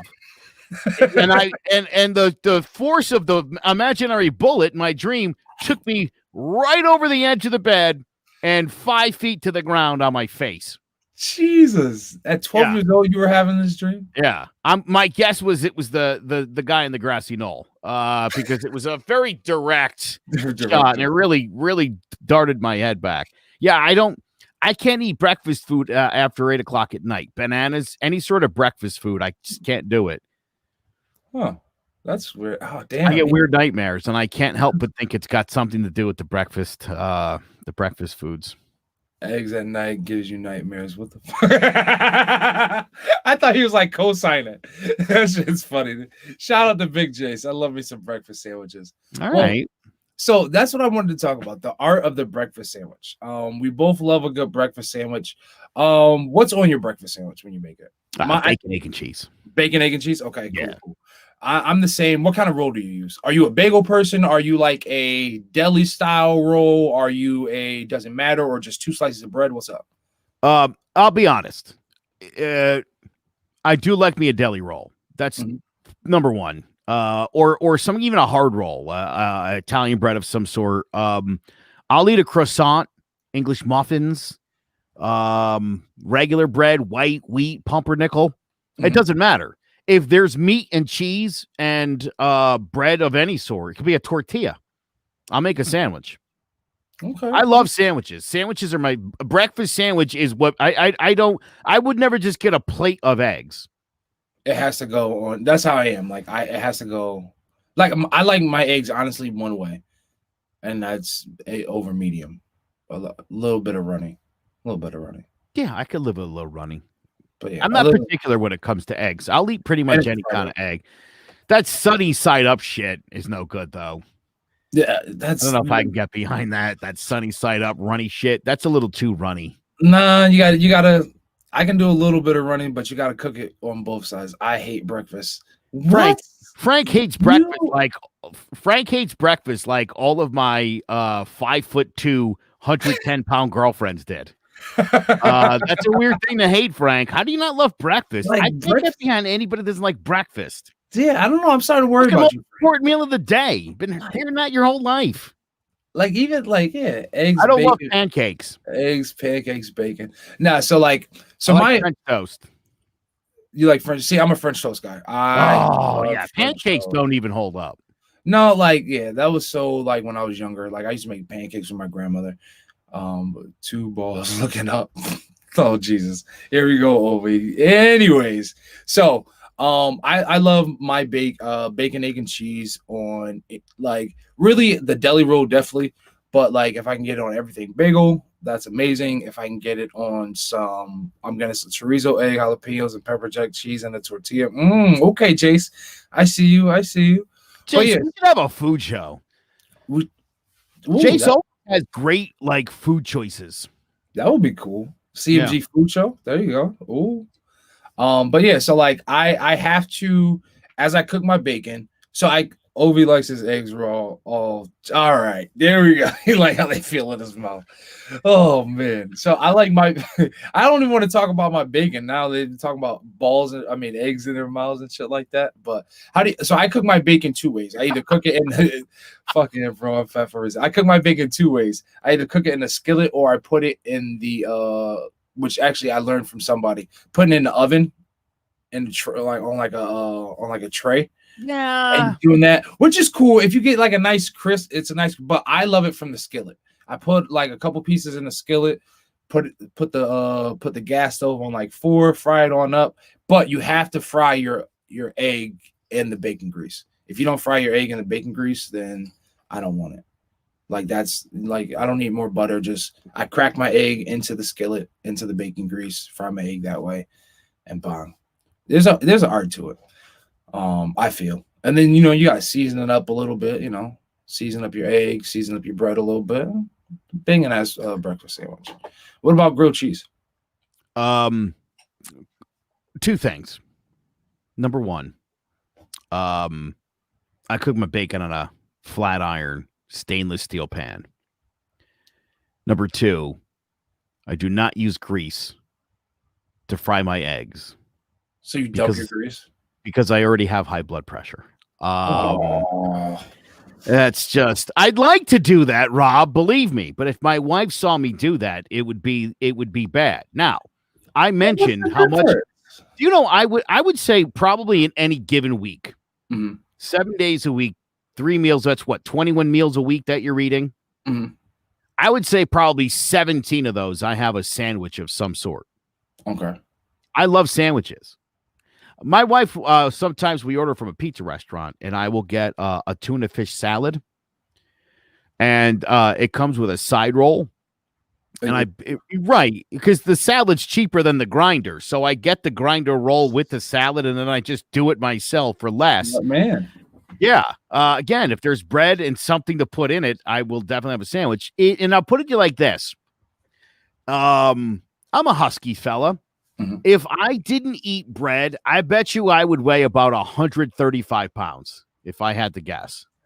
I would say most of this is attributed to how many carbohydrates of bread I eat every single day. Agreed. I love my carbs. I'm a bagel everyday kind of guy with my coffee. I snack on like bread stuff. So again, I said before, I get meat, cheese, and the bread, the Holy Trinity. There you go. That's my Holy Trinity. That's what I worship. Bread is Dunkin' Donuts and bagels and all that stuff. I love it. I love too many carbs. I actually had a you mentioned grilled cheese. I call so in my house, grilled cheese sandwiches are referred to as grillies. Grillies, okay, I like that. I'm like, hey, who wants a grilly? Okay. They love that. Yeah, grilled cheese. You know how it is with these kids nowadays. A grilly. I might use that. I'm gonna steal that. And now there's the other option. It's the hammy. The ham. Oh, is that the ham grilled cheese? Ham cheese grilled. And what I do is I put 2 pieces of cheese Mm-hmm. and the ham in the middle, Mm-hmm. basically folded up so that the cheese melts and the ham is basically sandwiched, if you will, between the cheese, which is then sandwiched and stuck between the bread. It's kind of a double sandwich, if you will. There you go, smart man. Now, question: do you when you grill your sandwich, do you put it on the stove? Like, do you put it in like the actual pan, or do you okay? So, do you put your butter in the pan or on the bread first? Do you butter your bread or the pan? That's a good question. That's a really good question. Sometimes I'll do it a couple ways. I learned something new recently. Mm-hmm. I take the 2 pieces of bread, right, and I lay them out on the plates, and then I get a stick of butter, mm-hmm. and I cut the end off the stick, mm-hmm. and I strip it down probably so like 3/4 of it, and I keep my hand and I take it, and after I've heated the pan, I stick the butter on the pan. Mm-hmm. And then I take it like a crayon and I just rub it, dude, nice and soft. It doesn't mess up even the shittiest kind of. You ever get really shitty white bread where you start putting spread on it and it just rips the bread? Yeah. Do what I'm doing here with the butter stick, soften it. I swear to God, dude, it's like using a highlighter on paper. The whole bread is like soaked with butter. Yes. Cooked perfect. Nice. See what I did. Well, me and Donnie, we have our own little spread, so we get the same butter. But what I do is I take one of the sticks and I soften it up, and I take about 5 minutes and really whip it around, so it's like a nice soft butter spread. Have you ever had ham and cheese and a flour tortilla? Of course. Yeah, we've all been poor. Yeah, I was about to say that was a poor meal. We used to do that and throw that shit into George Foreman. Fuck. But yeah, so what we do now is with the spread. So we'll spread it on the bread, right? And then you got to find a good seasoning that you want and spread it, sprinkle the seasoning on there and then respread it. So it gets all blended in there and then grill it on both sides. Phenomenal. I feel like you want to ask me if I season my food. I never thought about it because I figured you probably don't, but I figured your wife does. Why would you think that? Because she's the cultured one. What am I? I got it. Well, I should say my mother-in-law does not season her food. Damn. And surprisingly, though, my wife does. My wife, though, probably goes overboard. You know, my wife thinks she's like Emerald fucking Lagasse. She's like, it calls for 1.5, but I'm going fucking 2. Get fucking Jesus Christ is coming back on me. Then she's wondering why you have all the issues. You don't need that much fucking cumin in a. Why do I? If all I can taste when I'm eating it is cumin, then I think it's too much cumin. Yeah. Would you like some food with your cumin? I also didn't know what cumin was until I met my wife. I was it was coming. I don't know. That's just how ignorant I was. I probably asked if that's what it was. I definitely did. I don't think I would have said cumin. No, I definitely said coming. Hey, see that coming. I don't even know. And I didn't even know what coming was until I was trying to do. I can't remember what recipe it was, but I was like, do we have coming? She was like, what? Coming? CUMIN? Or whatever it is? She's a cumin. I was like, oh, well, whatever the fuck it is, I need it. Yeah, that's a few of those fucking spices that I say the name sometimes. I'm like, oh, do you want the I can't even fucking think of another, like coriander, I think is another one. Oregano? All weird names and shit. And like, you ever have that situation where like you know the word, you've seen the word, and never said it out loud. No idea how, like the country, that country in the Middle East, Qatar? Qatar? Correct. Yeah, I've been there once. Qatar. That does not look like Qatar. Qatar. It doesn't look like that's how you would say it. The first time I said it, I think I called it Cutter. And somebody laughed at me. I was like, fuck you. Qatar's actually beautiful. I know what we're talking about. Oh yeah, turmeric is another one. Turmeric? Is it turmeric or turmeric? Turmeric, I think. I feel like my wife still laughs at me whenever she's like, grab the right. I'm like, what do we need? Turmeric? I hate that shit. Did I ever tell you about the time my wife sent me to the store? And I was supposed to buy a leek. A leek. You know what a leek is? The fuck is a leek? Yeah. I had no idea. Basically, it looks like a fucking rotted celery or some shit. She needed it for a recipe. Oh, with some kale too, probably. Oh. Yeah, no, I was walking around the store. I couldn't figure out what I needed. I looked back down at my list, and it said Grubs Yenyadu. And I'm looking at it. That's why I go to the front desk. Dude, I walk over. I'm in the fresh produce, and I'm looking by the cilantro and some of the weird named shit. Mm-hmm. Dude walks over. Pimple faced kid walks over. I go, hey. I go, where's the Grubs Yenyadu? And he looked at me. He goes, what is it? And I go, I must be saying this wrong. And I show him. And he looks at it and he goes, yeah, dude. I think that's just like garble. I don't think that's a word. And so I call my wife and I'm like, dude, I'm having the bitchiest time at the grocery store. She's like, what are you looking for? And I'm like, what the fuck is Grubs Yenyadu? Grubs Yenyadu. I literally had a list on my phone of things, and somehow I don't know what my phone did, but it wrote Grubs Yenyadu. And I legit fucking thought that was the thing. Because I'm sitting here thinking, like, what the fuck is Grubs? Yeah, I'm telling you, get a leak. I'm like, where the fuck would what part of the store would I find that in? International spices.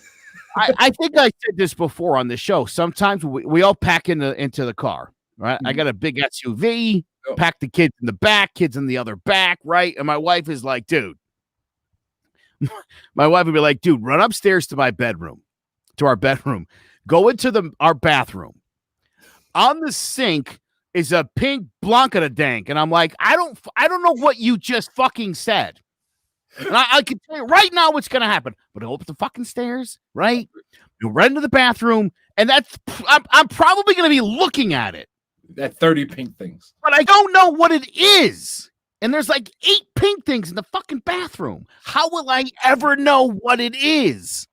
Why don't you go get it? Because you know what it is. So when she sends me out for a leek or turmeric or some other where to go, dude, I can't even tell you how many times I've had to call my wife in the middle of Stop and Shop and be like, please fucking tell me, just give me some, if you could point me in like an aisle, what could they possibly have it near? Because I'm not going to ask anybody. No. I'm not going to walk up to a person that works there. You know how much here's the other thing. You have no idea how much it took for me to walk up to this fucking loser and be like, excuse me, sir. I'm looking everywhere and I cannot find the Grubs Yenyadu. What is, and I mean, and then he looked at me and laughed at me basically. And the more you say it, it actually sounds like something. No, it does. Grubs Yenyadu. I'm sending somebody to go look for the Grubs Yenyadu tomorrow. Hey, babe, I need you to grab me some Grubs Yenyadu. In the moment, it sounded so real. And if you knew my shopping experiences at Stop and Shop, it's the same shit. My wife gives me decent lists. They're never too long. It's never too much. Mm-hmm. But there's always one thing on there. The other day, I think it was like tomato ketchup sauce or some shit. Walking all over. Tomato ketchup sauce. It's not ketchup. It's like a different thing. What? Tomato? Is it in the ketchup section or is it in the tomato sauce section? And that's where it is? You know where it is? It's by the fucking Chili's.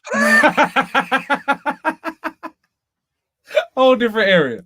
Whole fucking different area. I don't know. I don't know where shit is, and I don't know what a lot of things are or how to say them.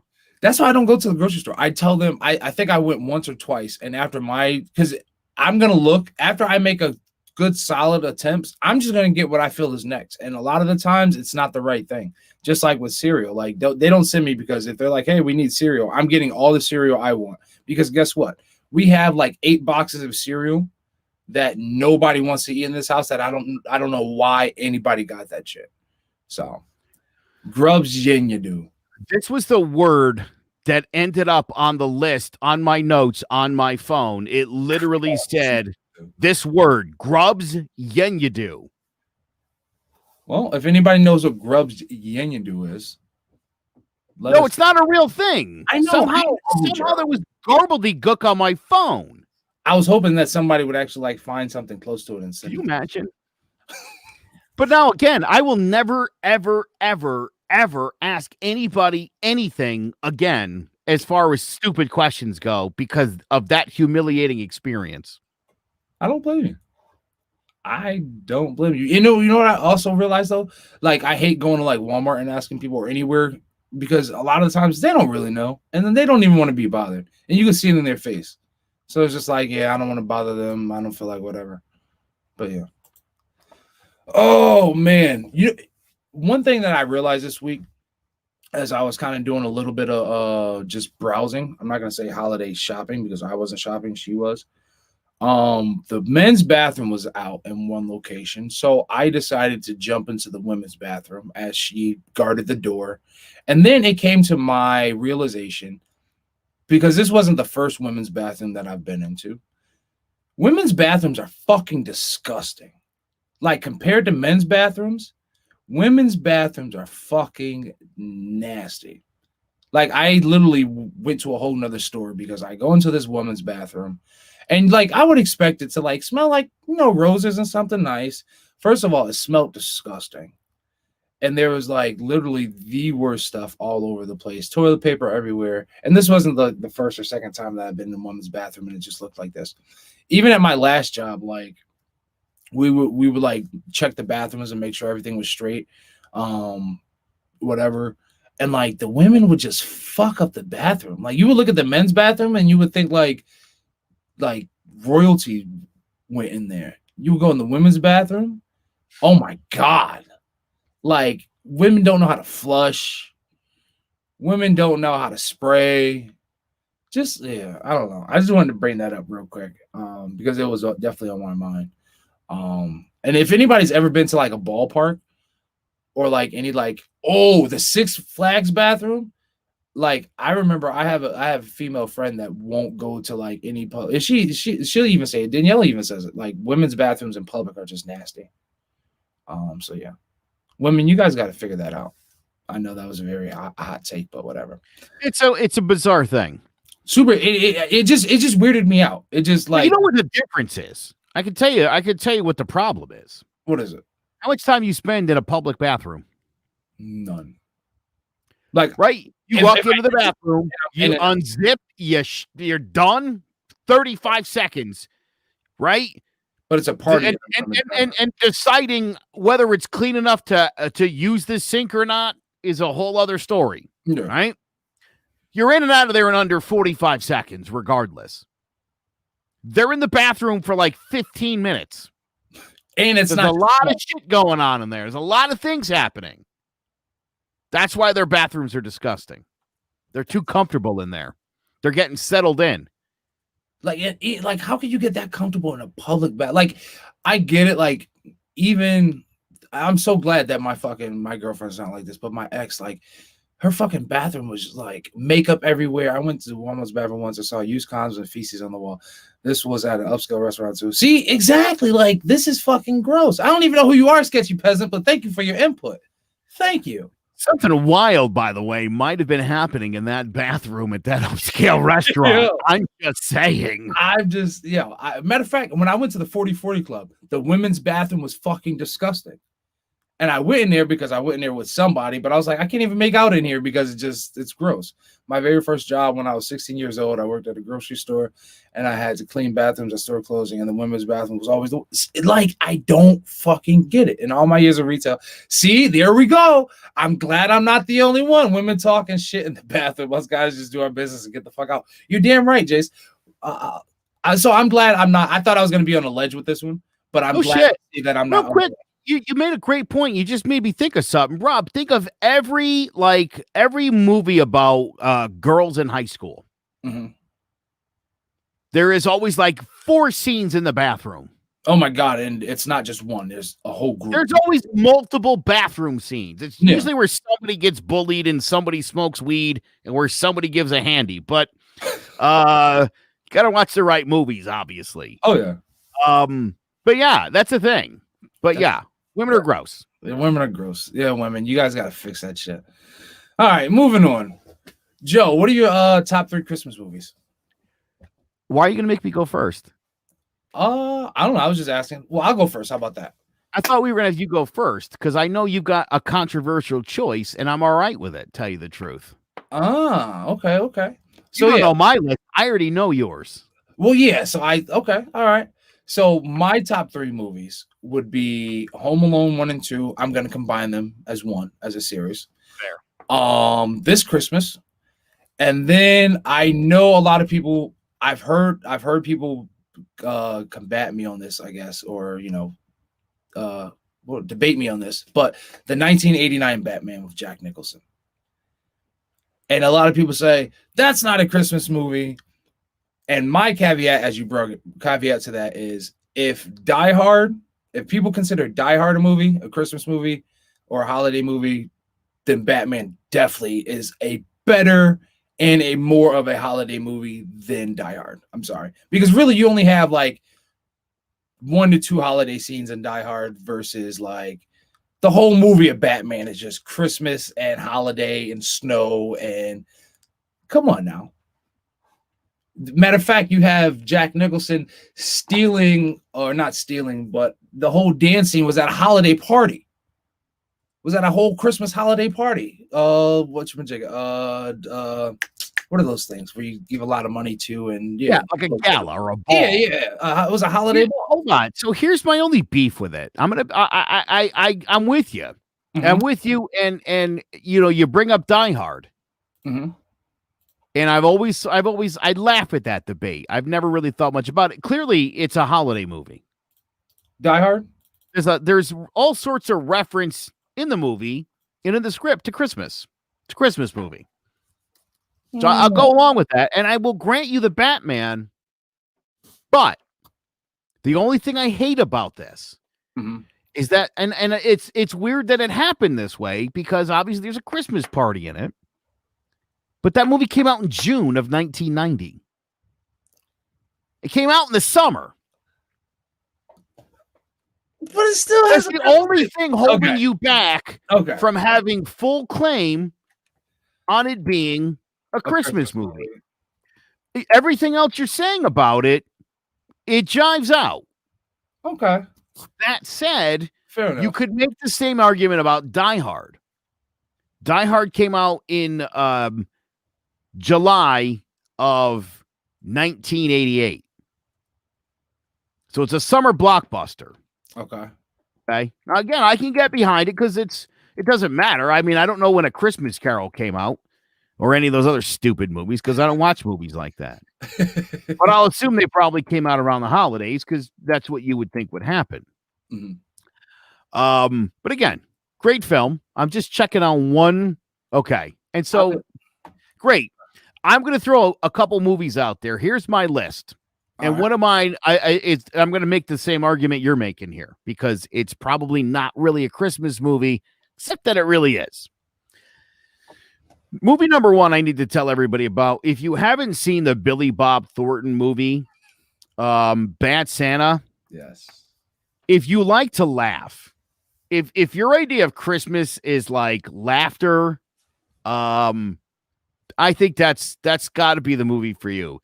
And it's got a nice heartwarming where the little fat kid, he sort of gives up on him, and then of course in the end, how could he not?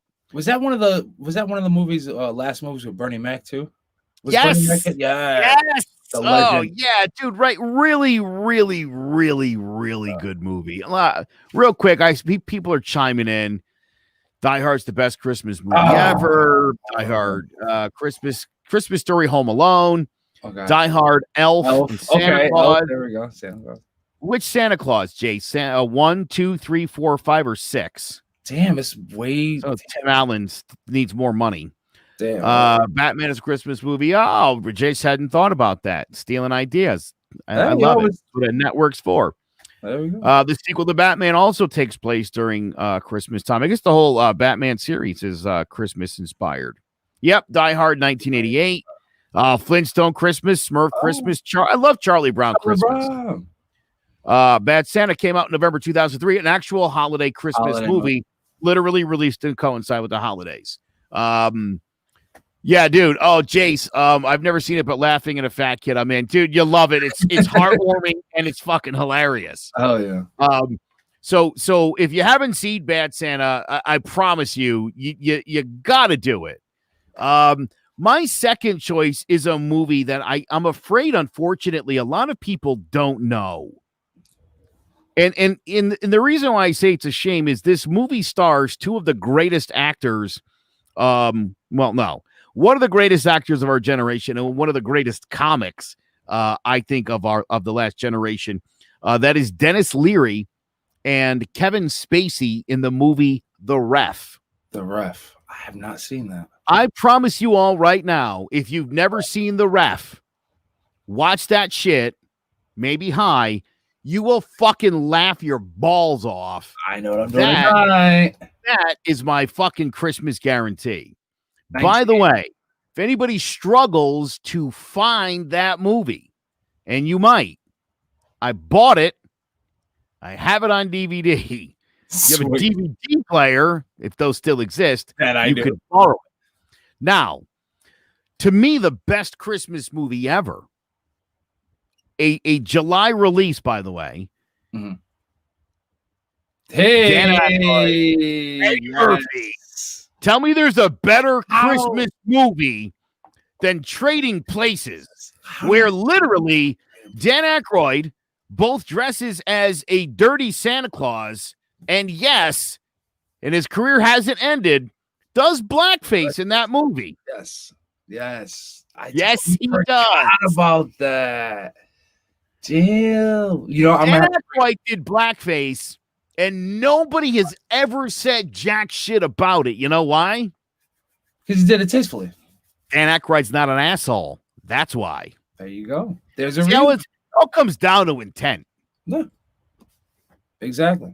Which a lot of people still don't understand. But hey. Yep. Well, that's just going to be another debate for. I will say this.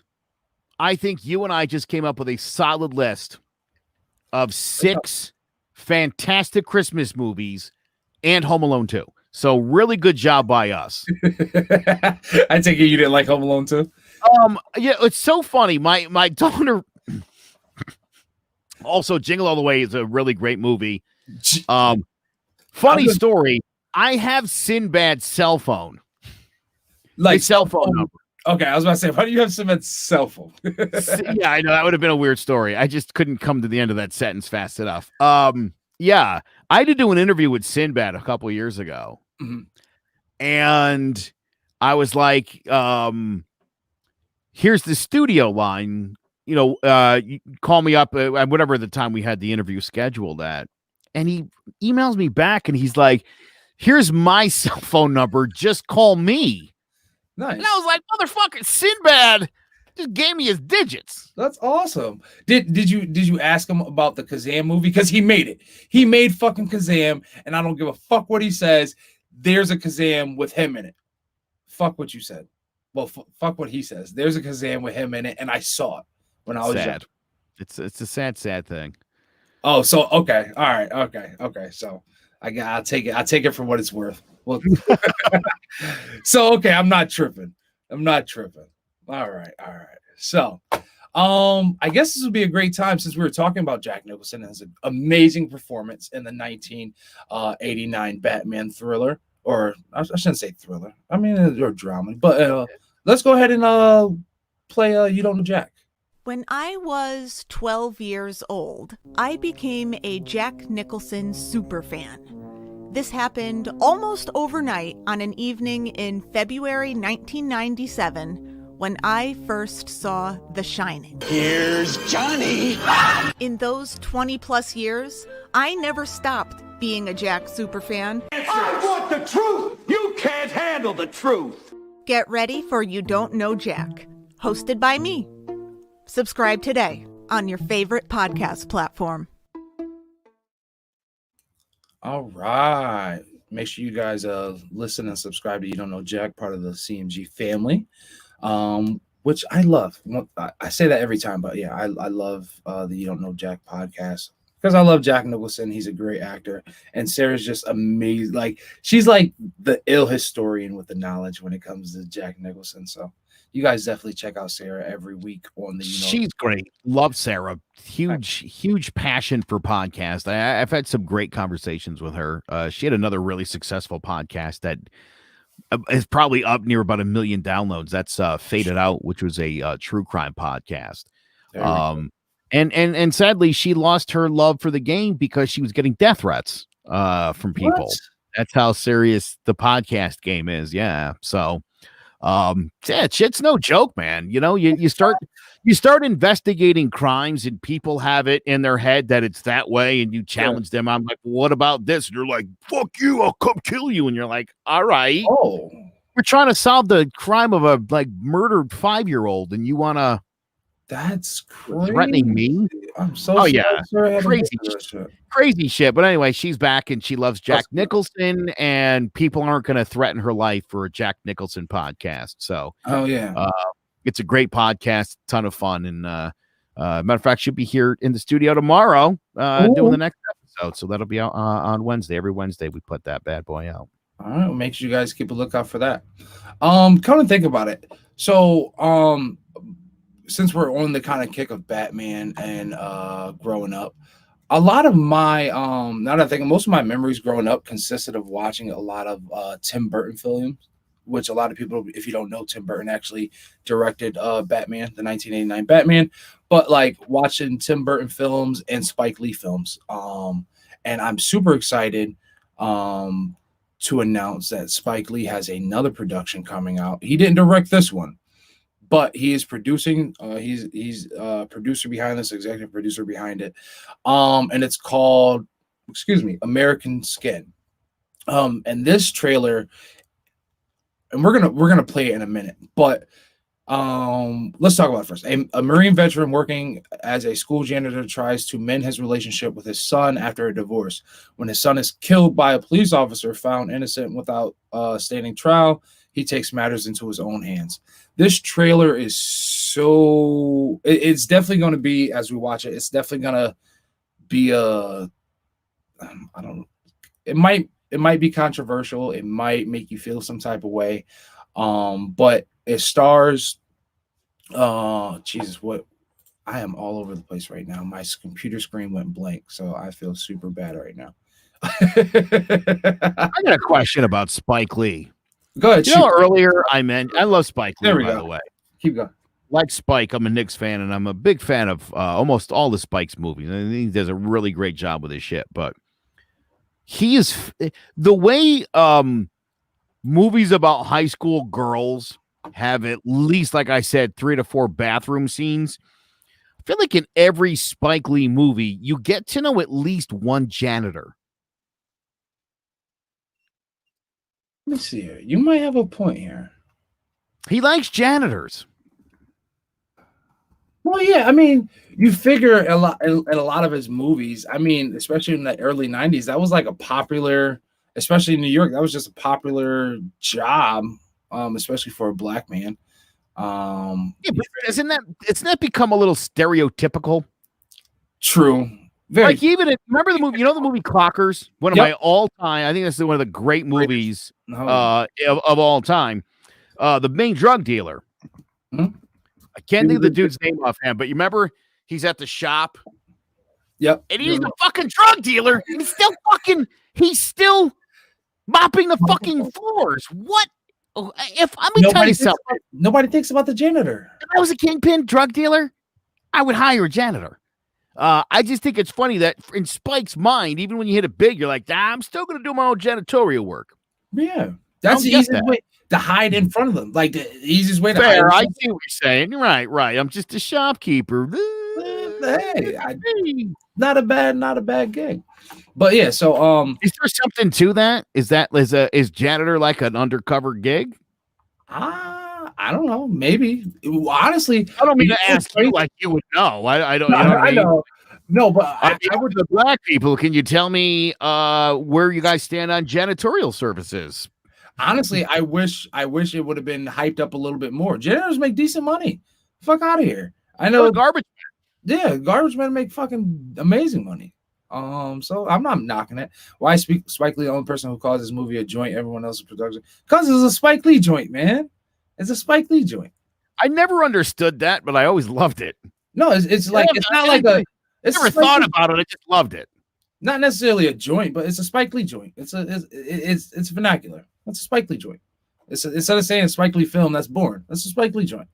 It's hip. It's cultured way. But into this Spike Lee joint, it's Elroy Lindo. Elroy Lindo. That's the bad guy in Clockers. I love him too. He's a great actor. But yeah, this is directed by Nate Parker, written by Nate Parker. Also stars Amari Hardwick, who played Ghost. You have Theo Rossi, Bo Knapp, and a couple other slew of other people. So we'll go ahead and play this trailer now so you guys can see. I love it.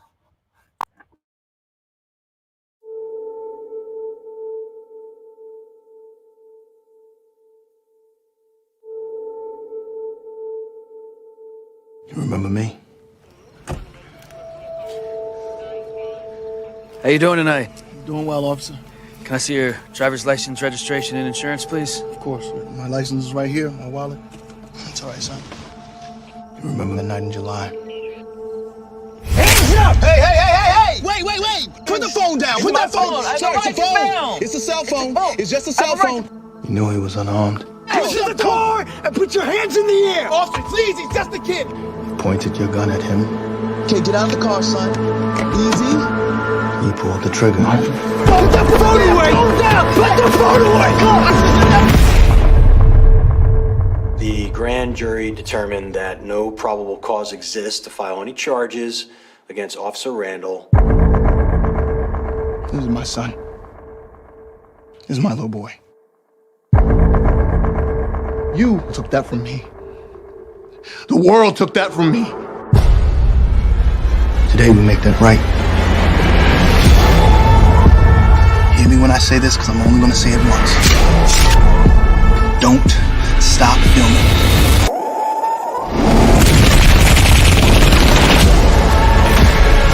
Maybe you should just give up now. Why are we the only people in this country that are expected to do things without violence? I didn't mean to kill your son! What you did. I did what I was trying to do! I just want justice. That's all I want. This is your jury, the deciders of your fate. Today, you will be tried for the murder of my son.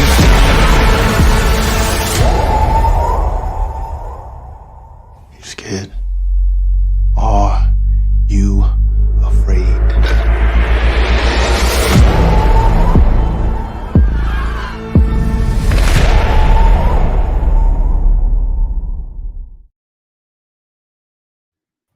Yeah, man. I'm gonna guess. I don't know. I didn't even know Spike Lee had a movie coming out here. I'm guessing white people aren't looking forward to this film.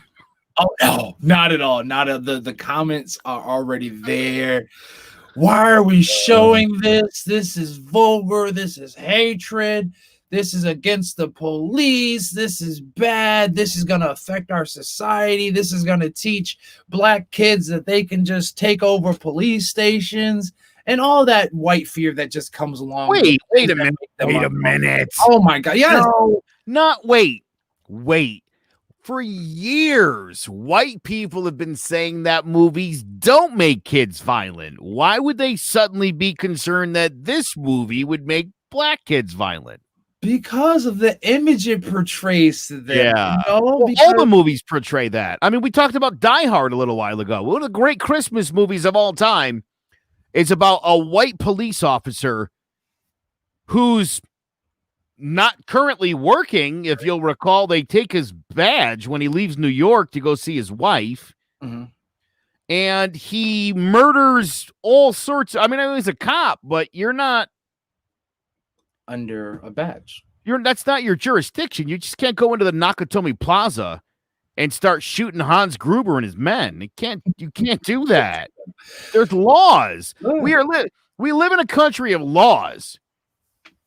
I mean, seriously, Hans Gruber has rights. Hans Gruber has rights. But that's the thing. They're scared now. This is going to start building up that pent-up aggression, that the BLM aggression that's going, and they're so scared that the riots are going to start. Meanwhile, Proud Boys are out here knocking people's heads off because they're fucking pussies, which we'll get into that shortly.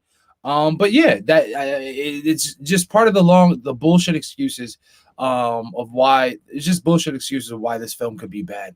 Other than looking and saying, this could actually be a fucking life lesson and a learning point. It looks fucking phenomenal. At first, I thought they were going to be just raiding. From what it looks like, they were just going to be raiding the police station, but it looks like super dope that they're going to be having convicts as a fucking jury versus these fucking crooked ass cops that don't know how to do their fucking job or be actual police officers instead of racist. So yeah, I'm looking forward to this, and I hope it comes out to theater. I hope it goes on HBO Max and all those other places, and I hope it just makes the skin of white people just crawl. I hope it just raises all the hairs and makes them so nervous to even just look at a black person. I'm sorry. The only thing that sucks about that movie is that Denzel's not going to be in that, because I feel like Denzel could have had a real impactful moment in one of those scenes there. Definitely. You know what I mean? I started to think maybe it might have been like a little John Q-esque. He might have been trying to that might have been a hard role, not a hard role for Denzel, but just for the viewers to kind of separate the two. Well, I definitely see what you're saying. To be fair, Denzel can't be in everything. Very true. Very true. Not fair. And I think he's definitely Hans Gruber. Now, I want to just point something out for a minute, Rob, in the context of American Skin. Mm-hmm. That is the most famous scene from Die Hard. Would you agree with that? Yes. That moment when John McClane murders, plays judge, jury, and executioner. Now, I know it looks like he's losing the grip, but let's be honest. If John McClane wanted to pull Hans Gruber up, he would have. Mm-hmm. But instead, he decided to play fucking rogue cop, judge, jury, and executioner. It's exactly the kind of police that we have nowadays. Mm-hmm. The kind that will put bullets in Jacob Blake's back. Yeah, but he had warrants. Well, that's what fucking court's for, motherfucker. Their job is to bring him to the court, and then the court decides the punishment. Mm-hmm. You don't get to put 7 bullets in the back. You don't get to fucking drop Hans Gruber. Nobody cared. Mm. Not one lawyer ever was like, Hans Gruber doesn't have a right to due process. He should have at least had a chance to go in front of a jury of his peers. And it didn't happen. So, again, white people will praise this movie, Die Hard, and see something like American Skin and be like, it's going to make them all violent. Unfortunately. Is that what happened to the cops? Did all the cops see Die Hard and decide that they could just fucking drop Hans Gruber? No, that's not. Well, maybe. They're saying. I don't know. We'll see. Maybe there's something to these movies. Maybe but even you look at it. Now that you mentioned that, what comes to mind about Hans Gruber was a German, so he was basically a Nazi. He wasn't a Nazi. He doesn't support that shit. Hans Gruber was very liberal. Jeez. Neoconservative. Come on. Neo-Nazi. What are you talking about? But yeah, like I said, you think the bird what's the Harley Quinn movie, Birds of Prey, where she goes into the police station and fucks up all the police officers, shooting them with like pixie dust and shit like that, and all these other weapons. But did people flip out about that? Nope, not at all. They thought it was funny. They thought it was comical. They thought why was that funny and comical? So we know why. Yep, that's racist. Anyways, I don't want to make this one a long thing. I just want to point out that we had a blue on blue shooting in Waterbury, Connecticut. When I say blue on blue shooting, we have blue on blue crime happening in Waterbury, Connecticut. This past week, there was an incident where cops were pursuing guys that were in a vehicle well, they were in a vehicle pursuit. I guess the guys crashed, and then some other guys came around and started shooting. Well, the cops fired back, but unfortunately they didn't hit the bad guys. The suspect, right? Yeah, they hit their buddy. They hit their own guy. So we have I think a 7-year veteran on unpaid leave right now, and then another like 3-year veteran with a bullet in his ass. So only in Waterbury, as Jay said, only in Waterbury, Connecticut. And then we wonder why we need police reform, police rebranding, police re-education, and all those other things, right? So I'm sorry, the Blues losing. It seems like the Blues losing day by day. You guys need to figure something out, and hopefully our nation or our governments figure it out sometime soon, because you guys shouldn't be shooting each other. It's not nice. You guys, blue on blue crime isn't good on you guys. It doesn't look good on you guys. It doesn't look good at all. So let's be more vigilant about our weapon. Let's remember to never have our finger on the trigger unless we're ready to fire and we have acquired our target appropriately in our sights. Yeah, you know, that the finger, that, you know, that index finger shouldn't be anywhere near your trigger unless, you know, hey, exactly. Friendly fire, Frank. Friendly fire. But in sad in Hartford, a detective got demoted for betting. Oh, I wanted to talk, well, not necessarily want to talk about it, but now that Ovi brings it up. So that situation, a detective got what do you say, fired? And it wasn't even a bad bet. They pretty much did betting squares on intersections of Hartford of where the next murder was going to be. To be honest, I was not mad at it when I saw the news come up. For anybody that doesn't know, Hartford is the capital of Connecticut, and it usually is the first between Hartford and Bridgeport.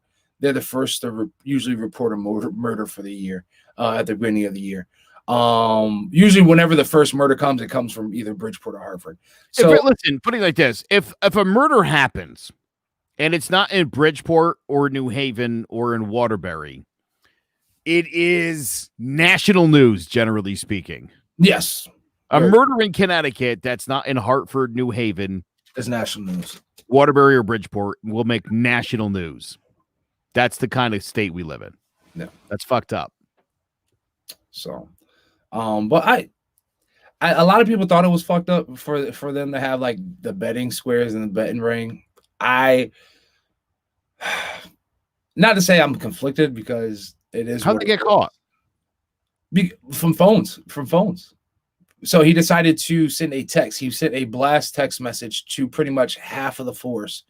And the other part about it is anybody that was in a supervisor role that did not report it, they got reprimanded as well. So which I believe is fair. If you're gonna do some dumb shit, definitely don't do it where you can fucking have a trail.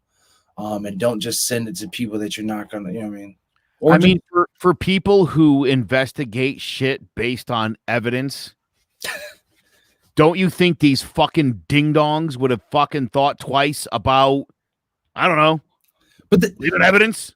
But then again, you know, they probably didn't see nothing wrong with it. They thought that, hey, nobody's going to care. But then again, it probably just got to the wrong, and that's all it takes is getting to the wrong hands. You never know who that shit's going to reach. You never know who's going to see it, how it's going to get to that person, or whatever the case may be. All it does is take one wrong person for it to get to and take it the wrong way, and it's over. Well, also one person to take it the wrong way, maybe just having a shitty day. Yeah. Someone that normally would be like, oh, it's pretty funny. So they're like, oh, really? Well, this is going upstairs to the boss. And a lot of the times, I bet you it probably wasn't. Somebody probably showed somebody, and that person who probably wasn't even involved probably fucking snitched. It's always the person that like never was involved or never invited that tends to fucking ruin it for everybody. So if I was a betting man, I'd put my money on that. But in other unfortunate news other unfortunate news with the cops. Rest in peace of Casey Goodwin. This one hit not to say it hit home, but it hit me for a while. And I wanted to talk about it last episode, but it was 3 days from happening. So pretty much we were like 2 days in, and there was still a lot of mixed signaling from the whole situation. But on Friday, December 4th, Franklin County Sheriff SWAT Deputy Jason Meade shot and killed Casey Goodwin, a 23-year-old black man who was neither a suspect nor focus of any investigation. During the task force operation in Columbus, Meade reported seeing a man with a gun and was investigating the situation when reportedly there was a verbal exchange prior to the shooting. Columbus police previously said. Attorney for Meade says Godson pointed a gun at the deputy prior to the shooting, adding there has been confirmation that our client gave verbal commands for Mr. Godson to drop the gun. So apparently what had happened was Casey Godson, 23-year-old black man, he was leaving, he was coming home from a dentist appointment and from Subway. Apparently in his complex where he was going home, they had the SWAT team had already executed a raid in a former, well, not a former, but in a whole different location of the apartment complex. According to Deputy Meade, Casey Godson brandished a firearm while driving. So like, I'm driving by you, I see a whole bunch of cops, I waved my gun at you, went home, and then as Casey Godson was walking to the car, apparently this same deputy by himself, Deputy Meade, confronted him, and then as Casey Godson was going through the door, unlocking his door, an altercation happened, and Officer Meade shot him, stating that there was a gun. Now, conflicting story with this, right? The parents and the family were actually in the kitchen as he was walking through the kitchen door or unlocking the kitchen door. The family members have stated that there was no gun that they found. Like the family members have stated they saw absolutely no gun the whole time that from the time where he fell into the kitchen. Only thing that he had on his body, on his persons, were the Subway sandwiches for his family that he was bringing home. But apparently the cops state that there was a gun to be found, but they will not say where they found this weapon. He was a legal firearm concealed carry license holder. So yeah, this hit home because once again, an uneasy story, an unverified story. The cop had no cameras, there's no witnesses, and we just have another black young man dead at the hands of a white officer, just with the words from the officer stating that he had a firearm, not like pointed it at me, not like directed it at me, not even being able to say it was a menacing charge, but just he had a firearm. And that was off the initial report that he had a firearm. So now it's just like cops are killing black men just for having a fire. And even in my eyes, like, first and foremost, and also if you look at the report, a lot of them were all, Officer Meade was actually in civilian clothes. So like, even if he had a firearm and you saw it, or he had it up, or he had it in his hand, or if he had it in his lap, which there were actual, there was two, where are these statements? There were two officers that said that they didn't see it out, but they said it may have been something that was in his lap.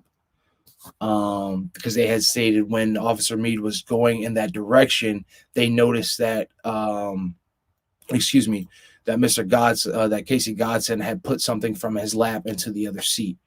So they didn't know if that was one of the sandwiches or whatever. So it's just disturbing though. So we have a black man that's been murdered. And also an autopsy was performed Tuesday, found the preliminary cause of death to be multiple gunshot wounds to the torso, and they are deeming it a homicide. The Franklin County Coroner's Office said this week Godson's manner of death was a homicide. Multiple shots to the torso. So now me as a black man, I worry because, hey, I am a registered firearm carrier, license holder. I carry everywhere I go, and who knows what could happen. to a black man that, owns a firearm that, I mean? There's been so many situations. You know how many times I step out of my vehicle and I have to adjust my shirt? So, like, imagine if I stepped out of the vehicle and a cop pulled into my driveway and I didn't know. You know what I'm saying? Like, follow me into my driveway and I could be dead just for being black with a gun. Like, this is where it really boils down to, because you literally have it's literally Officer Meade's story versus a dead man's story with no other witnesses. I remember, it was probably a couple years after Trayvon Martin, but before Ferguson, there was a police officer who pulled over a black fella in Texas who was in a pickup truck. And no, it was none of the famous ones. This guy actually didn't die. He ends up living.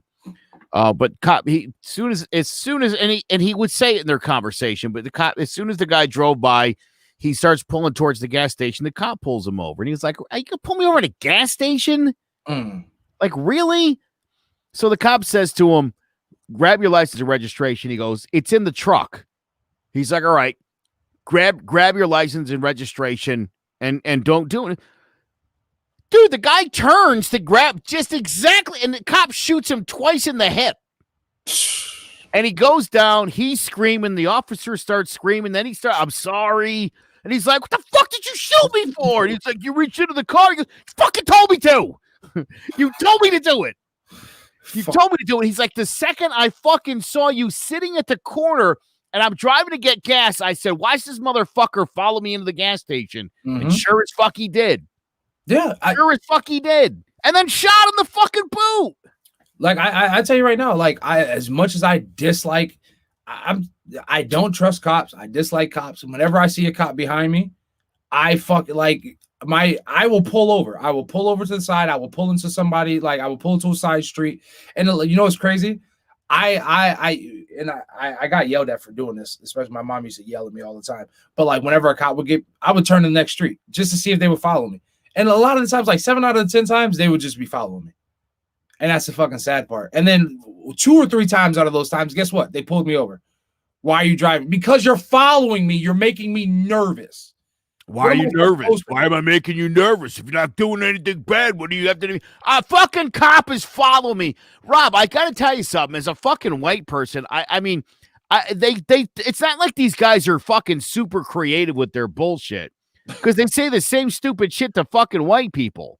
Really? And you're like, I remember one time a cop was fucking up my ass, and I took a left. I pulled into it was a Kentucky Fried Chicken, and happened to be closed. And I pulled in, and I just looped back around, and I pulled right back out onto the road. Dude, this guy goes about 50 feet, stops, turns, drove headfirst at me. Jesus.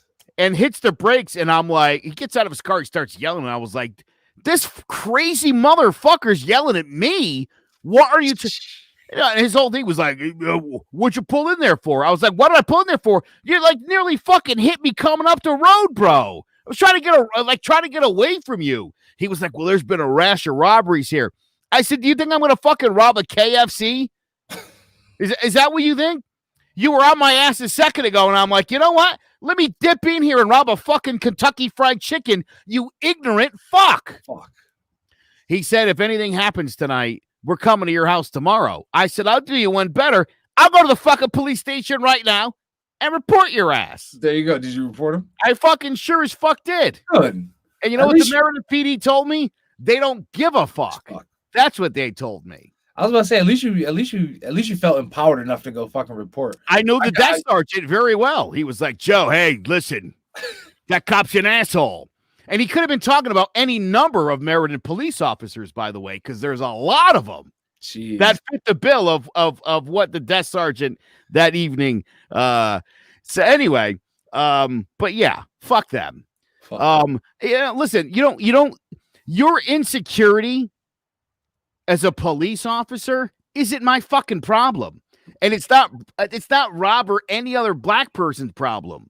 If the job's too much for you, if you're too jittery to do the job, then you don't belong there. You don't belong on the force. That job takes fucking balls. And unfortunately, a lot of you don't have the balls it takes to do the job. Exactly. You look at it, most of them, I think we talked about this before. Most of them, they're not from the city where they're policing. So you're already fucking scared. That should be part and parcel with the job. Definitely. You should have to live in the city. Because you won't be such a fucking tough guy then, will you? You might actually have to respect people and act like a fucking human being. Imagine that shit. Get off your fucking power trip. Jesus. Well, rest in peace to Casey Goodwin. As more and more, I hopefully, and that's another thing. And here we go. And maybe it's because you have a couple of elections. You have the recount or whatever, January 5th or whatever date that is, right? And then you still have, he hasn't really made presidency yet, but you realize that Biden, Kamala, none of them have fucking said anything. And I'm like, none of the news really, like I had to like kind of really do some digging to get more information on this. And I'm like, here we go. Once again, we use the fucking black agenda for what's good for us. And then when shit happens again, we just don't act like we don't even fucking care about it or hear it. You haven't heard anything about it. From the fucking Biden campaign, which honestly I didn't expect to. And I think I even called it out. I said once he gets elected, he's going to pretty much forget about the black community and all the fucking problems and issues that's still going on with racial tension and everything else like that. But hopefully we'll see something out of his camp soon that kind of heeds to this. If not necessarily this case, definitely get into these Proud Boys and the shit that they're doing, which we're going to get in. Matter of fact, we can get into that now, since we're kind of on the accountability side. Attention, Proud Boys. Y'all are pussy. Y'all are big pussy. Y'all are scared pussy. Y'all are fucking weak pussy. Y'all are just straight pussy. And when I say that, I'm not referring to a woman's genitalia, because guess what? Pussy's sweet. Pussy is amazing.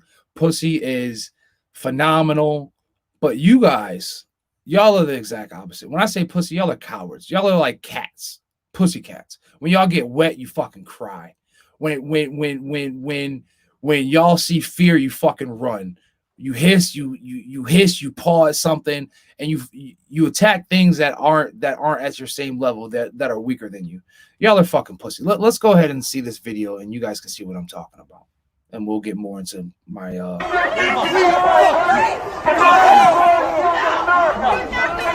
Lord Field of America and people make you say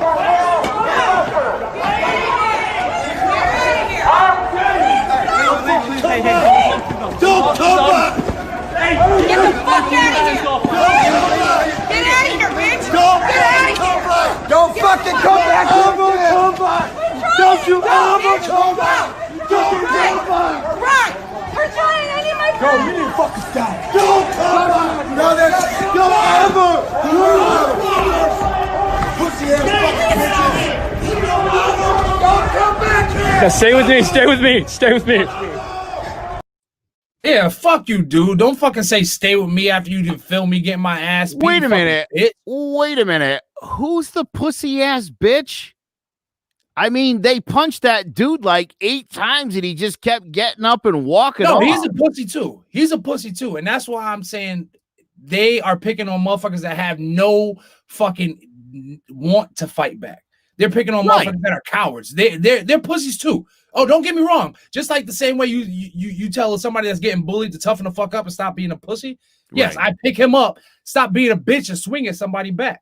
And then once you swing, guess what? We're all fucking swinging after you. But that shit pisses me the fuck off. You see how these are cowards.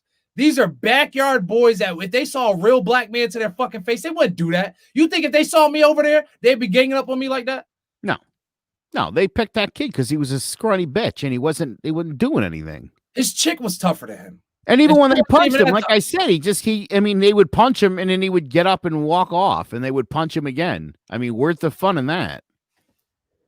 And then they're even like, and if he is Antifa, that's who y'all choose to pick on? That's who y'all really choose to pick on? How about you go pick on the Not Fucking Around Coalition? I haven't seen Proud Boys pick on the Not Fucking Around Coalition. As a matter of fact, since we're on the Not Fucking Around Coalition, go ahead and free Grandmaster J too, since they decided to fucking the feds decided to lock him up on some bullshit charges. But hey, Proud Boys, come see a real motherfucker. Come see a real motherfucker that smack the shit out of you, your mother, your children, your grandmother, your father, and everybody else in your fucking family that supports your fucking movement. All y'all are fucking cowards. Y'all are fucking pansies, racists, everything else under the sun. And y'all are fucking sweet. I saw the picture of y'all. I saw the video of y'all putting your asses up in D.C. That was weird. You got your fucking asses out. Dirty asses at that. Two of those dudes in the video, they got skid marks on their ass. Don't even know how to fucking wipe your ass, you dirty bitches. Y'all are fucking cowards. Go pull that shit in fucking Detroit. Go pull that shit in go pull that shit in Brooklyn. Go pull that shit in Atlanta, you fucking pussies. That's all y'all are. Y'all are fucking cowards. I can't wait to run into one of you fucking Proud Boys. The same way y'all want to be all so high up and everything else like that on fucking violence and why are y'all rioting? Look at y'all out there assaulting fucking pansies like that. Pick on somebody your own fucking size. Ain't nobody scared of y'all pussies other than these Antifa dudes, which realistically they're suburban white dudes trying to fight for BLM. Which hey, y'all better take some MMA classes. If y'all out here at these riots, y'all better start taking something. Defend yourselves. If you're gonna be out here fucking defending BLM, y'all better learn how to fucking fight and stop making us fucking look bad. Yeah. I don't give a fuck who you are. Don't let these fucking Proud Boys chump y'all out like that. These fucking idiots. These dudes are fucking morons. These dudes are the same dudes that fucking marry their fucking sisters and have fucking babies with their fucking first cousins. Have you ever gotten into a fight or about to get into a fight? Multiple people, multiple sides. And there's always some dumb fuck who's like, I got your back, man. And you're like, you? Thanks anyway. Thanks like, anyway. what? No, if you have to tell me you have my back, you don't have my back. Yeah. Everybody that's had my back, Just I didn't gets have it. They were there. Yeah, you just get it. You just get it when you see it needs getting. There's no talking about it. Hey, Rob, I got you back here. You get into it. No, too I late. don't. Joe, I promise you, if we're ever out somewhere, I have your back. You don't have to worry about me co-signing. Love it. You I wish I was still in contact with one of my buddies, Blake, from the military. We were stationed at Fort Drum together, and he took me to one of these fucking white boy parties in his hometown of upstate New York while we were stationed that way. I want to don't get me to lying, which I can't even remember what fucking little small country town this was. But anyways, we're out here partying with some of his friends that he grew up with, and long story short, we run into some dude where my boy Blake had stolen the other boy's like girlfriend like a couple years back before he got into the military. We were fresh, and like I'm a very observant person. First and foremost, if I'm somewhere unfamiliar, I'm not necessarily, I might be having a good time, but it probably doesn't look like it because I'm just focused on my fucking surrounding. And once Blake pointed this dude out, you could tell that the tension was still there. So there's a point where we're sitting in the kitchen. I'm kind of backs to the wall a little bit, and we're just sitting. The dude walks by Blake and kind of gives him that look. You know, like when somebody has that look like some shit's about to go down, and you can just feel it. Well, I hate to say it, but these white boys, like Blake, I'm probably like the only black dude in this whole fucking party. I can feel it. I don't know if it's just the shit that I've been through, but like Blake was oblivious. Blake is laughing. He's talking to some chick, and I see Buddy's fist curl up, and I felt like the strongest man in the world because he threw that weak ass punch, and I literally like that. Oh, and nice. I fucking threw him and spun him around, decked him one good time, and I was like the life of the party. Blake was like, "Oh my god, dude, you saved my ass." I saw it right then. I was like, "Yeah, like, dude, be careful of your fucking surroundings, and also don't let this fucking little fucking dude that's like 2 inches shorter than you and probably weighs 50 pounds lighter than you fucking knock you out." Because I promise you, if that little buddy would have knocked that fucking punch out, Blake would have been asleep.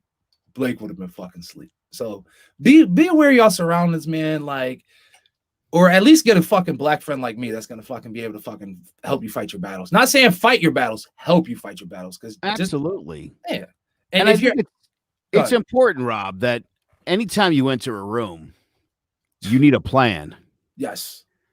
You never know when a widow's going to turn into an exit. Oh, fuck yeah. How do I look around the room like who's the guy I would have to take first? That's important. It's important to establish some domain in that room. Especially me being a big guy, because I know I got to. Oh man, I'll tell you a story after this. I always get stuck with the big person. I'll say big person. Notice I didn't say big guy. Appreciate it. But so yeah, rest in peace to Casey Goodwin. Back again. Hey, Proud Boys, y'all are still bitches. Matter of fact, I hope y'all see this. Hey, everybody share this, tag Proud Boys, because I want them to see this. And get rid of my yellow and black, bitches. I know I came after y'all, but yellow and black is my shit. Get off of that yellow and black. Matter of fact, I'm treating this like the streets. If I see any of y'all proud bitches, guess what? I'm snatching y'all shit. I'm gonna put all this Proud Boy shit. If I see some Proud Boys, I'm snatching your shit and it's going on my fucking wall. That's a promise from Rob, and I'll piss you off. From Rob at I'll piss you off shortly. I don't want to say and. Rob from I'll piss you off shortly is saying that shit. Because if you test Joe, you got to test me. So let's I fucking hate y'all. I fucking hate Proud Boys. Yo, I hope somebody smacks the fuck out of y'all before I see one of y'all bitches. Because this is gonna be my main objective, to punk one of y'all and put it on fucking camera. Because y'all are fucking cowards. Cowards. And I got a Golf 36 that says otherwise, that y'all can't fucking touch me. Fucking pussies. Every day on me. Pathetic. That's a pathetic group of people. Here's another. By the way, also hilarious. I don't know if you know this, but like 2 months ago, they got rid of their leader. Oh, for what? Because he's pussy. He's Cuban. So they don't even allow Cubans now. And that's the thing. Yeah. Y'all are fucking biters. I see them over here doing this. Like, y'all motherfuckers. I remember when I used to do that when I thought I was a blood. Y'all motherfuckers do that shit to the right motherfucker. See if y'all get, like I said, yo, take that shit to the street. Take that shit out of DC. Take that shit to matter of fact, go take that shit to fucking Baltimore. Just go a little bit north. Take that shit to fucking Baltimore. See how you fucking pan out. See how y'all fucking pan out in Baltimore. I swear, like, and that goes for all you dumbass conservatives that are thinking like, and you see how the y'all are rioting and fucking stabbing and doing all this other shit. Matter of fact, no, y'all tried to stab some people. Y'all got stabbed the fuck up. That's what it was. Y'all tried to fucking stab somebody and y'all got stabbed the fuck at your little fucking DC riot or protest, whatever you want to call, it. But next, on to the next idiot. This black queen had to unfortunately confront this dumbass worker at Family Dollar when she decided to insinuate that her children were trick-or-treating in the middle of September. So we're giving tricks a treat. And yep, that's racist this on this episode. Let's take a look.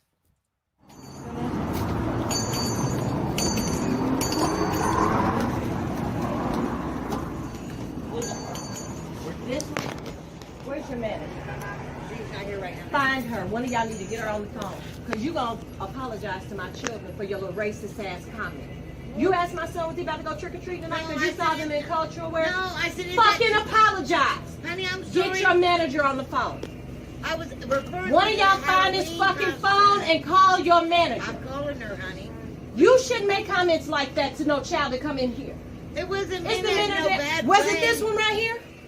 I asked and then you gonna stay here and tell me no, it wasn't you? No, I didn't say you it wasn't talking to me. a child. You in a black goddamn neighborhood. You ought to have a little better diversified training than this. Call your fucking manager. I am going to. I did not say it wasn't me. Did you ask him, was he going trick-or-treating tonight? No, I didn't say tonight. Are you going trick-or-treating tonight? I didn't say it's September. When will he be going trick-or-treating? Well, let me just say because when will he be going trick-or-treating? I just asked for information too because I play it on the phone. Exactly when in September would my son in African garment be going trick-or-treating? Honey, I didn't know what it was. Whichever one of y'all bitches think he would be going trick-or-treating in the middle of goddamn September, all you need to do is ask his mama, is he going trick-or-treating in September? But hey, you see Buddy coming to do his job? You don't see 3 children dressed beautifully. What's your name? Sandra. Buddy came. I'm just over here doing my job, man.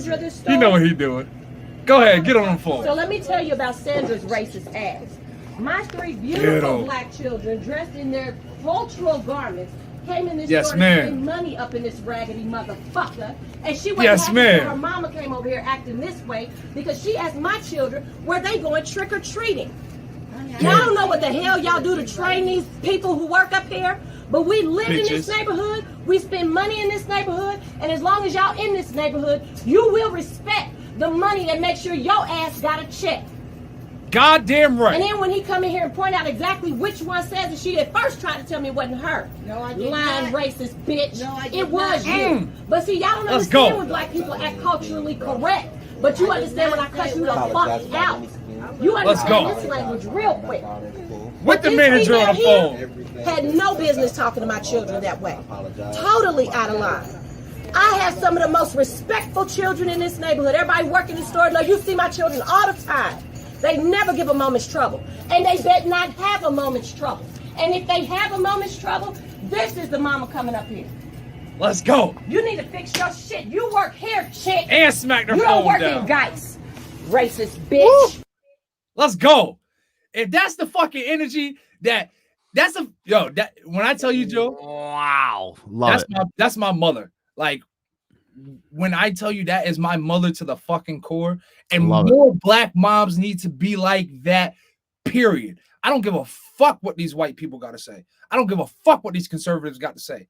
Protect your fucking children at all fucking costs. That mother had everything right, and that mother should have smacked the fuck out of that woman for that bullshit. So if you look at this video and want to be like, oh my God, she was so aggressive, she deserved that lady behind the counter deserved every piece of that fucking smoke. And that's how every fucking racist, every bigot, every motherfucker, every proud boy, and I'm looking in the camera at y'all little bitches because fuck y'all racist. That's how everybody needs to confront y'all ass in 2021 from now on until. So I applaud that queen. I applaud her for taking care of her fucking children the way she was supposed to. And I applaud that brother for getting the scoop, just easing on into. And then at the end of the video, did you hear him? He was apologizing to the children in the back. That's hilarious. He said, hey, I just want to apologize for my manager. She hard. I said, oh, damn. So, hey, I applaud that queen. I think that video actually might be a year or two old, but it repopulated. And like, I was like, oh, I definitely got to. Well, again, look, the idea that a white person's going to hide behind like ignorance of culture. Again, Rob, I mean, I've seen people wearing African garb before. And it's never occurred to me to comment in a negative way on it. And as the mama said, it's fucking September, bitch. Where would they be going trick or fucking treating? Exactly. Like, to try to hide behind ignorance. Like, oh, I didn't mean it. Yeah, you fucking meant it like that. That's exactly what you meant. You were calling it a fucking costume. Exactly. That's and then people wonder why. And that's what it was. I think that's one of the situations that got me fucking locked up. Because people were being fucking culturally ignorant. I can't remember whether it was about black millennials buying houses or whatever the fuck else it was having to do with blacks. That's the only time I really go off when people are being fucking idiots and racist. But yeah, like those are the microaggressions that we're fucking talking about. Yeah, that's called a microaggression. You fucking I don't understand white people who get oddly angry anytime anything black is celebrated in this country. Like they got a stick up their ass literally from February 1st to the 28th. Because they feel like because they feel like it's taking over. They feel like it's somebody trying to force something down their throats. That's what it was. It was children learning about that. That's what got me put in jail. I was calling people out for being offended that Connecticut is starting to make it mandatory for pretty much a Latino and Black cultural diversity curriculum pushed the whole year round. And they were getting so offended. They're like, well, what about white American history? What about Polish history? I'm not knocking other nationalities, but y'all fuckers get that shit every fucking day. And honestly, guess what? If they honestly, there would not be any kind of fucking backlash if they did push a fucking Polish agenda or an Italian agenda or an Irish agenda. It would be cool. But now we want to push a Black and Latino for y'all to just learn, understand culture and how to be able to live. Rob, what do you do March 17th? I live. What do you do March 17th? St. Patrick's Day. Are you Irish? Nope. Celebrate it? Fuck yeah. Wear green? Yep. Get fucked up? Yep. There you go. You're Irish. Right? I mean, look, this idea that we shouldn't celebrate. I was having this conversation with somebody the other day. There was a Jehovah's Witness kid in my grammar school. Mm-hmm. And to the point where, we would dress up for Halloween and they'd be like, this girl and her brother will not be dressing up. Mm-hmm. Why? Because their religion says they can't. What's their religion? We're not going to talk about it. Why not? That's probably the best time to talk about it. So you can understand what the fuck you're I say that all the time. We only make fun of it because we don't understand it. Understand it, Tell me why you don't. Maybe you'll make some sense to me. But again, this idea where like we shouldn't talk about stuff, or I've never understood that. I don't see where. I don't understand it. We should celebrate all cultures. And that's where the ignorance goes, because you do not know. You do not understand a culture. If you understand the culture, you're not going to have those ignorant moments about it. You know what I'm saying? I remember, here we go. Here's one of my youth ignorances, right? Ignorances as a youth. I remember running into a lot of Middle Eastern children or children from India, right? And I'm like, damn, why do they always smell like that? And that used to be one of the jokes. Well, yeah, you uncultured fuck at the point of, even though I'm speaking to myself being probably 11, 12 years old, thinking about the time middle school, time frame. If I would have known, yeah, that's just a staple. That's called curry. And their curry is different from Jamaican curry. So yes, it doesn't smell the same. So just certain things like that. Like you just think it's bad. No, it's just the food they have. You're just thinking that somebody's just thinking, no. So it's, once you understand, you literally lose, or you should be able to have the ability to lose a lot of those stereotypes. You should be able to, you know what I'm saying? Like it should become normal and not so fucking, I guess, aggressive to them. Yeah. If that makes sense. One of my brother's best friends was a black guy, Al Berry. Mm-hmm. Great name, by the way. I always love that name. So then I roll to it. Al Berry. Unless it's Mayor Berry. He was a big dude. And the best thing about Al Berry was he had a cousin, no shit, who looked like and had the same name as Larry Johnson, the basketball player. Okay. Yeah. Huh. Side note, we stopped one day in a neighborhood in South Meriden that had a basketball hoop in someone's driveway. We were looking for a court. Larry and Al stopped the car, and they're like, we're just going to play in this guy's driveway. And I was like, I don't think we could do that. Al was 6'6", and Larry Johnson was 6'8". They were like, we could play wherever the fuck we want. And I was like, oh, yes, you can. Now, reason I mention this, Al used to spend a lot of time at my house. So he'd sleep over my house all the time. And we got to know him really well. And I want to say I was probably like 14 or 15. First, I mean, we used to play a lot of basketball and stuff. I had a hoop in my driveway and whatnot.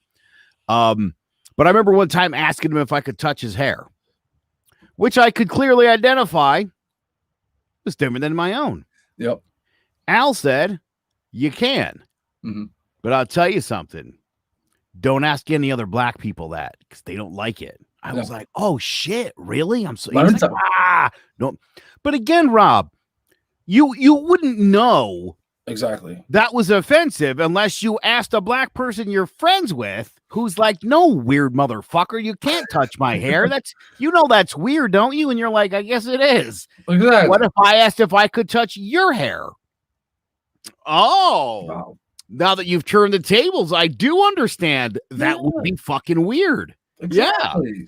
But you don't know what you don't know until you put yourself in an appropriate situation. You know what I'm saying? And But not look, you could be in an inappropriate situation. True. And mistakenly say something or do something stupid. I mean, if that woman would have been like, listen, what if it would have been October 28th and she saw those kids in the African garb? Are you guys going to a Halloween party tonight? Yeah. That could have been an honest to God, innocent question. Exactly. But not in September. Exactly. Very true. Not in September. It's not. Not when, let's be honest. Was there 4 kids? Yeah. All wearing the same fucking outfit? That doesn't look like Halloween costumes. That looks like a ritualistic something or other. It looks like it might be important even. They're all wearing the same outfit. Especially, and I'm sure that's probably not their first time wearing that in that store. So, you know what I mean? And even for the lady, I guess her coworker up front, that was even like, hey, I actually planned on reporting her too. Oh, okay. Well, that just shows something.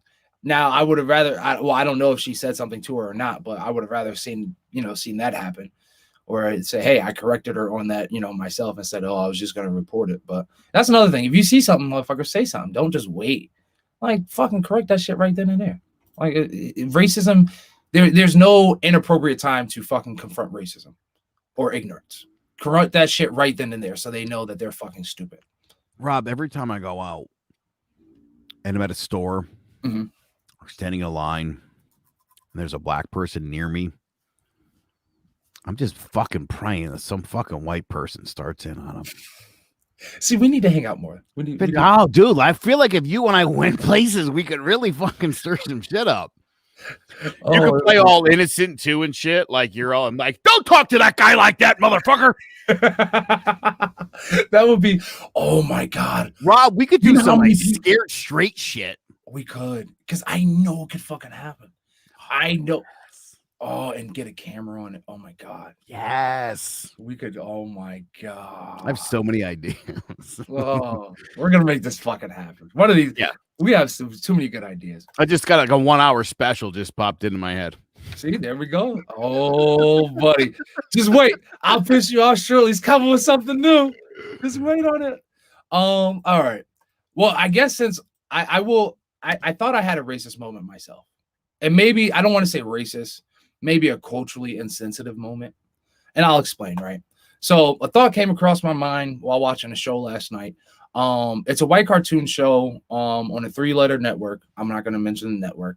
You'll probably put 2 and 2 together if I'm not mentioning it in this 3-letter network. But anyways, the show had some very funny moments, right? But I didn't find myself like hysterically laughing at it due to the fact that like I felt a cultural difference, right? And when I say a cultural difference, it was a white cartoon show versus like a black cartoon show. So like, you know how like you hear people say like representation matters. So like the jokes were funny. There were funny moments. But I just didn't find myself laughing hysterically because I felt maybe like the delivery or even like I couldn't necessarily relate, I guess, to the family or like to the characters.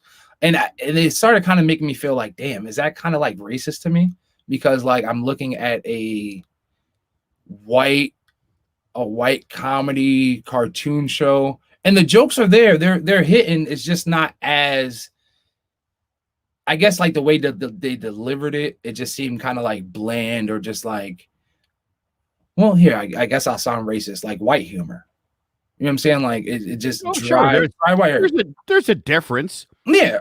I mean, listen, Rob, I don't think it's racist to say that white people and black people have different senses of humors or different subjects that are funnier. Okay. And it's not racist. Okay, well, I thought, and you know, I like to try and I can understand. I appreciate that you even would think that. See, and is there something wrong with me thinking that? No, of course there's not. That's pretty normal. I don't think Tyler Perry? Is it Tyler Perry? Yeah, I don't think his shit's funny at all. I don't get it. And I'm sorry. I don't understand any of what he's doing there. I don't know why that's so funny to people. And that because it's very culturally driven. Like those, is that what it is? Exactly. Not to say like, well, the idea of Medea, not saying the idea of a man dressing up as a woman to play a grandmother is, but Medea is presumably every black person's grandmother, or we have a Medea in our family. And that's somebody that we can relate to. And not to say that white people don't have that, you know what I mean? But it's relatable to us. The mannerisms, the dialect, the conversations, just how she acts. We all know we can relate to somebody like that in our family. Now, on that side, you know what I'm saying? So I can see where it might not be relatable to you, especially the black religious presence that a lot of his stuff has. So you may it goes through, that's a whole emotional spell in itself. You know what I'm saying? When you get into the gospel breakdown and everything else like that, that's a whole emotional value that is part of the black culture. You know what I'm saying? Or, you know what I mean? That a lot of people, that if you're Catholic or Episcopalian, you might not really get it. Or you might, you know, I meet a lot of white Catholics, not say a lot of white Catholics, but I know some white Catholics that say black churches or Baptist churches are just too busy. They're too whatever. They might even think that they're like kind of on the opposite side of, you know, the religion or where it's supposed. So, you know what I mean? So it just, those are the just different things. So I get it, but I just wanted to make sure, and I wanted to bring it up because one, you know what I mean? I think that this would be a perfect platform to sit there and say, hey, I have these feelings. One, and it's not, you know, outside of the normal, and I could be wrong, or I could be, this might be an example for, you know, racism. But then I also think about it. For example, like in the show, the main character was struggling through the show to work, like their struggle was very similar to many working Americans, right? Not to sit there and say, not to race classify or to classify by race, but like they're a middle class family, you know, just trying to struggle and make ends meet and figure things out as well. But I didn't feel it was the same as if I were watching like the PJs or the Boondocks or something like that. Like it wasn't as relatable. Just like versus like if I watch, oh no, I can't really say that because I think Shameless is pretty entertaining, even though it's like white people struggling in the South Side of Chicago. But it's different from like if I say The Shy versus Shameless. You know what I'm saying? It's right, pretty much same plight, but two different, you know what I'm saying, two different races or, you know, backgrounds. So but yeah, that was kind of my little, am I racist moment for thinking this way or feeling this way? Not to say it wasn't funny, but I just wasn't as entertained. Now, by the way, on the other hand, she thought it was hilarious. I also don't find the show you're referring to be particularly funny. That show's never done it for me. Okay, so yeah, so like it just it wasn't there. You know, it's not for everybody, and I would think if you weren't white, it probably wouldn't strike a chord. It really doesn't do it for me at all. It never has.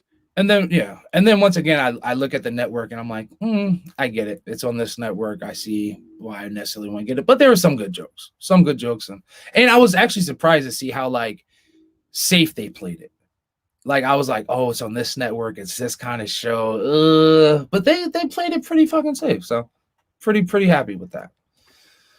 All right, damn, we are at. This is a long smokes, dude. Wow. How many do we have? Any viewers left? Anybody we still got some hangers on. I'll there tell we you. Go. God bless them. I know the comments went slow, but it's all good. All right, so the last and final thing that we're gonna get into this week. Damn, I feel like, I really want. You don't want to get into this now. I don't. There's so much to. I mean, there's a lot. It sucks because you put this off before. I did, and I wanted to do this before, and I see just from the notes here, you've done an amazing amount of research on this. Yeah, and I'll tell you what, I will stay out with you till 1 o'clock in the morning, and do this. Who's still on? Who's commenting? There he is. Hey, good old Frank. Frank, matter of fact, did you get your care package? Frank, let me know in the comments if you got your care package. I agree. I think we're going to do this next episode. Next episode, I'm dedicating all next episode to the U.S. Army sharp sexual harassment. Well, I'm calling it the U.S. Army sexual harassment assault rape problem. They have the U.S. Army sexual harassment assault rape program. I'm calling it the fucking problem. And why am I calling it a problem? Is because it's still a problem. And now that this report has come out, now that the government has gotten involved, and now that we've gotten 14 leaders of Fort Hood fired, I'm going to be breaking down the full BS for civilians to be able to understand exactly what went into these firings, exactly what this report entails, and everything else like that. So we're going to be cracking down into the U.S. military's sexual assault and rape harassment problem next week. Should we bring some vets on here? I would love to.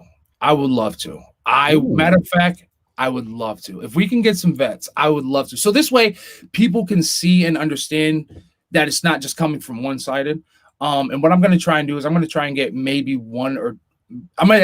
at least one woman vet. I know a woman vet perfect. who actually is a broadcaster, and I would bet would be around.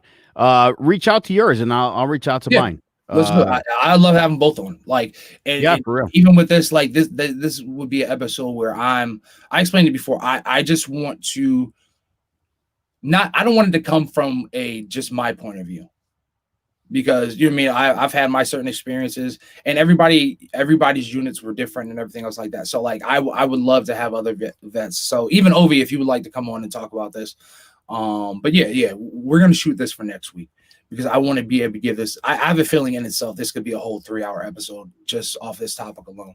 So yeah, we won't bring you guys into the midnight hours, but yeah. So next weekend, look forward to that. It's going to be a hot and heavy discussion on sexual harassment, assault, and rape in the U.S. military. All right. So with that being said, we'll jump into my in rotation for this week. And of course, I had to bring it back to the legend, the GOAT, Jay-Z with Encore. He references Mike Jordan in here, but he talks about the 4-5, Mike wearing the 4-5, which is cool. But yeah, so Jay-Z, the Black Album, Encore. Like, I remember when this came out, like this was like my lacrosse warm-up song, because it just pumped me up, and it just motivated me. Like, I'm giving you all I got. I'm the best out here.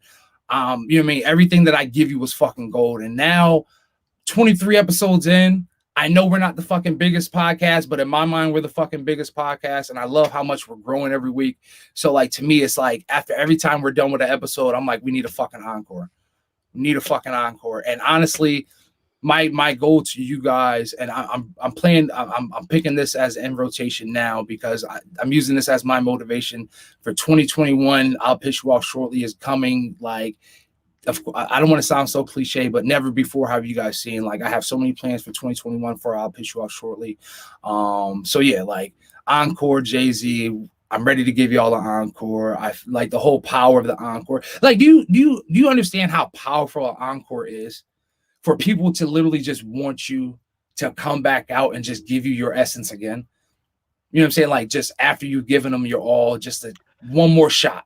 I feel like I've had an encore or two in my day. I feel like it's happened. Yeah, I'm not dreaming, but I feel like I've definitely had, like, they want more. I'm like, all right. Yeah, I give you 5 more minutes. I'm gonna do it. That's what it is. And you know, I'll Piss You Off Shortly. We're always gonna give you that fucking encore. All right. Go ahead, Jeff. By the way, the first Jay-Z album I bought was the Black Album. Ooh. Because up until that point, I was always a West Coast guy. Like hardcore. To the point where other than Biggie, I wouldn't listen to anything on the East Coast. Really? Yeah. And by East Coast, it had to be New York. That's all that you Atlanta or any other bullshit. But yeah, I that album just did it for me. Oh, yeah. I absolutely loved it. And then there was they did one of those. They did that mashup. He did that mashup later that year with Linkin Park. Yeah, the Gray album.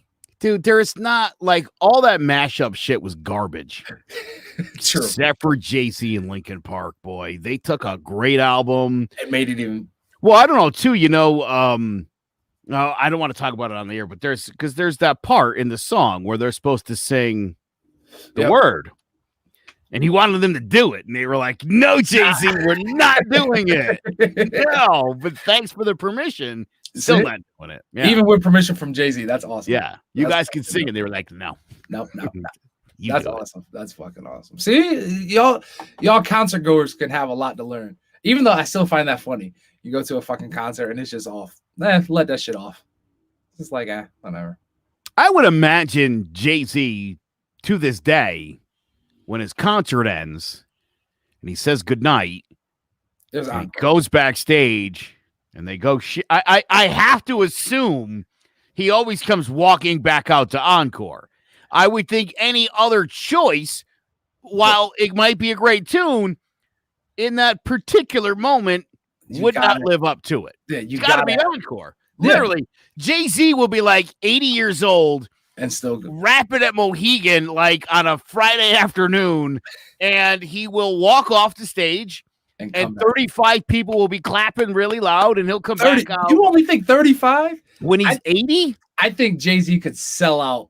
We'll all be dead by then. There won't be a lot of people. I think he's still you imagine Jay-Z rapping at 85? I believe it. Jay-Z can out-rap all these rappers at the age of 51. And by the way, happy belated birthday to Jay-Z, the GOAT, to Hov. December 4th. Let's go. Throw your diamonds in the air.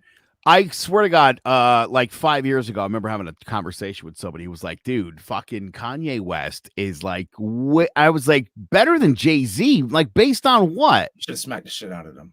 You should have smacked the shit out. You know, Kanye doesn't even write his own fucking raps. Well, first of all, I don't know if you know this, but did you know that Jay wrote or Ghost wrote a lot of Dre's album in 2000? Yep. And I'm Dr. Dre's my guy. That's my number one by a mile. He's the best. I found out Jay-Z wrote that shit, and I was like, oh my God, I love that whole album. It's so good. And I knew Jay-Z. I knew a little bit of his stuff, but I had never really listened to his shit. And my brother happened to be a huge fan, and he was like, dude, he goes, I lied. I said I bought the Black album. He gave it to me. No, you still got it, though. I got it. He had a couple copies, and he gave me a copy of it. And I mean, I want to say I probably listened to that straight for like 5-6 months. So I listened. You can do that with an album, like that's why a good one. A good one. Some night, you know, we game we could play. What albums can you sit through start to finish? Because I'll tell you right now, that's on my list of about 5. I was about to say I probably have maybe 10. If I go from Born to now, maybe 10 albums that I can. So we'll do that. We'll do that. Like I would love to. It would be fun because, and I'll tell you, mine will be weird because there'll be 90s alternative. There'll be 2000s rap. Okay. It will be a very diverse musical selection. Same here. If I think of 5 off the top, well, Jay's gonna. I think like just about. Yeah, Dixie Chicks. You got. Let me see. Dixie Chicks, Fall Out Boy. Pearl Jam's 10 album. Nirvana was the first album I ever listened to. So, okay, yeah. Where I listened to every single song on it, and I thought, oh my God, if I had a party right now, I could just leave this fucking one album on and just keep it going. Like 79 minutes of like fucking one great song after another. And as it were, I want to say like 7 of those songs got released as singles. That's fucking awesome. You get an album where you get 5, 6, 7 singles, and then there's a couple of gems on there. You know who else did this? Maroon 5. Yes. Their debut album in 2003. I gotta tell you, they're such pussies now. I hate Adam Levine. When they first broke into the business, I met them. We were playing their song. They came in concert to like, you know, because they appreciated the sport. I tell you, they had Harder to Breathe was the hit single on the radio. Okay. And they gave us a bunch of copies of the album, and I brought the album home. And I really liked Harder to Breathe. It was a good song. I want to say probably 5 months before you ever heard the song Sunday Morning from Maroon 5. I was jamming out to that shit for about 5 months. Damn. I could not believe how great that album was from Maroon 5. Nothing Maroon 5's done since has even come close. Yeah. I would say same thing with Pearl Jam. I like Pearl Jam. They don't often put stuff out. It's usually mediocre at this point. There might be a hit on there, no more than one. It's hard to live up to that shit too. Oh yeah. When you have an album like that, it's hard you'll never achieve that shit again, where they're going to listen to everything on there because there's going to be shit on your next album that's going to suck. I'll give you another example. Third Eye Blind's self-titled debut album in 1997. Semi-Charmed Life, Jumper, there's 7 singles off that album. There's 3 other songs on that album that I think are all radio worthy. Mm-hmm. Their follow-up album is garbage. There's not one fucking good single on there. The album after that also sucked a dick. See, that sophomore slump was fucking tough, and a lot of people don't realize that. Third Eye Blind, I thought, was such a great band. I met him. I met the lead singer. Fucking cool dude. He was dating Vanessa Carlton. Like, I was like, fucking, we're doing it, man. Love these guys. Couldn't believe how good that album was.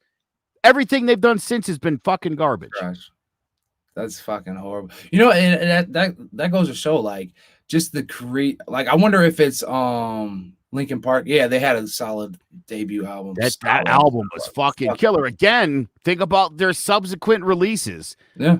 Put out an album with like 1 hit on it. Yeah. That's bad. You go from like 6 or 7 hits on your first to maybe you got 1 single. That's that's why I love Jay. Like, he has back to back classics, and then his B-sides are like just as good as his A-sides. So you're just like, fuck. And then you get into his mixtape and C-side, you're just like, all right, where do I fucking win? Like, you can't win. You know what it is about him is, to me, the way he sounds, the uniqueness of his voice, just his style. I mean, just you know, and I have to say this. I don't think anybody raps or sings with the air of confidence. I'm sure I could come up with a better word. There's something about him when he's performing that's like, it's here. Yeah, like I don't know what it is. I don't want to say ego, but he has that presence. Like, I know I'm the shit. Y'all know where the bar. Yeah, and he has the crown and he knows it. But it's like it's so, I don't want to say forthcoming because that's not like, but it's very what's the Greek god? The main one, Zeus. It's very Zeus. Like, Zeus is like, you know, like that Zeus ego. Like, I'm top dog, I know it, but you know, when I speak, everybody listens, and he knows it. He knows it. He's the J. He's the GOAT. Right. Would you agree, given that we have this army thing left, you still had the final words? There's a whole bunch of stuff that would have gone along with that. The fact that we just went like another 15 minutes on the in rotation. Yeah. We could easily kill a 5-hour show. Easily. Like, I don't think people understand that though. Like, well, they better be ready when this show starts airing 5 nights a week. Hell yeah. I don't think they're gonna be ready for it, but it's coming. I say, Frank, 5 times a week. Yeah, I'll pitch you off shortly 5 times a week. Better, like, this is gonna be better than like MSNBC, CNN, all those did. Like, you know what I'm saying? Like, this is the real raw. They're gonna want it. They're gonna want it. You guys are gonna need it. You guys are gonna need it. It's gonna get to the point where you guys are gonna need it. And all our new listeners, our soon-to-be listeners, you guys are gonna grow to love it, and all that other good jazz. Oh, you know, I don't want to forget. If you do that, you must start early. Oh yeah, we'll might keep it late. Yeah, night. We'll go on at 7, Frank, so we don't keep you up all night. Yeah, we don't want to keep you up too much longer and all that, 5 times. Yeah. No, you already got the beautiful weather. You're not getting this snowstorm we're supposed to get. We got like 10 feet coming, something like that. Connecticut, they're gonna trump it up, and then they're gonna inflate everything, and then we'll get like 2 inches, and then we'll be like, Can I clear up that myth? What's that? Yeah, so, all right. And again, for anybody who's listening that's not in Connecticut, Connecticut's a fucking weirdo state because it's small. It's small, but the way the state sits with Long Island as the block, okay, and with the way Massachusetts cradles around it, we usually get these snowstorms. and they're supposed to cross over the center of the state, right? And in Hartford, New Haven, and points between, they're supposed to dump, say, a foot of snow. What ends up happening a lot because of the wind, because of the sound, is rather than the storm sit where we think it's going to, like by 91, 84, right? Between Hartford, it ends up shifting further this way. And we don't know this. We're all like, dude, they said there was going to be a foot of snow. And we get like 2 inches.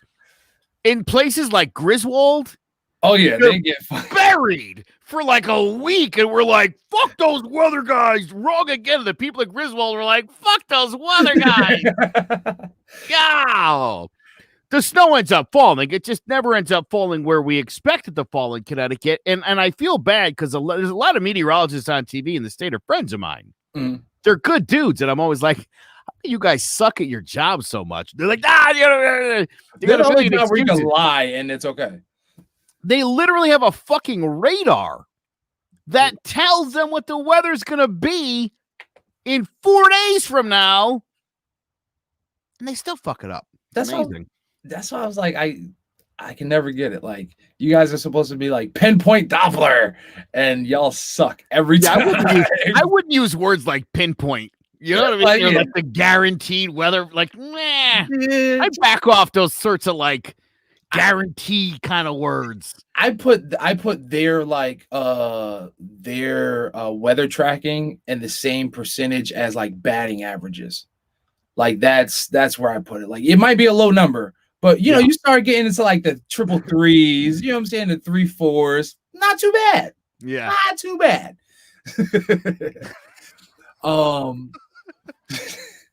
Well, I guess we'll go ahead and get into our final words. Oh shit. I almost forgot again. We have a fucking competition. We have a fucking Clovercrest Media Group competition. I don't know if we have enough. You know what? Fuck it. I don't know if we have enough viewers. Should we save it for next week? We'll hold it. Yeah, we'll hold that. The only person that really matters is Frank. He's in the contest. I was going to say, literally the last of the Mohicans fucking watching the shit tonight. As always. Whoever else is, there's at least one other person, as far as what I can see. I don't know who that is, but also thank you for hitting the 316 mark. Fuck yeah. That's 316. That's my mother's birthday. So, hey, there we go. Damn, this is the longest podcast. Is that because Stone Cold said so? Because Stone Cold said so. Goddamn right. Book of Stone Cold Steve Austin 316. Yep. Love it. Oh, man. So, yeah, we'll save that. Oh, shit. Wait, when did Debo die? You didn't know Debo? So, Debo passed away 2 days ago. So, yes, RIP to Tommy Tiny Lister, better known as Debo.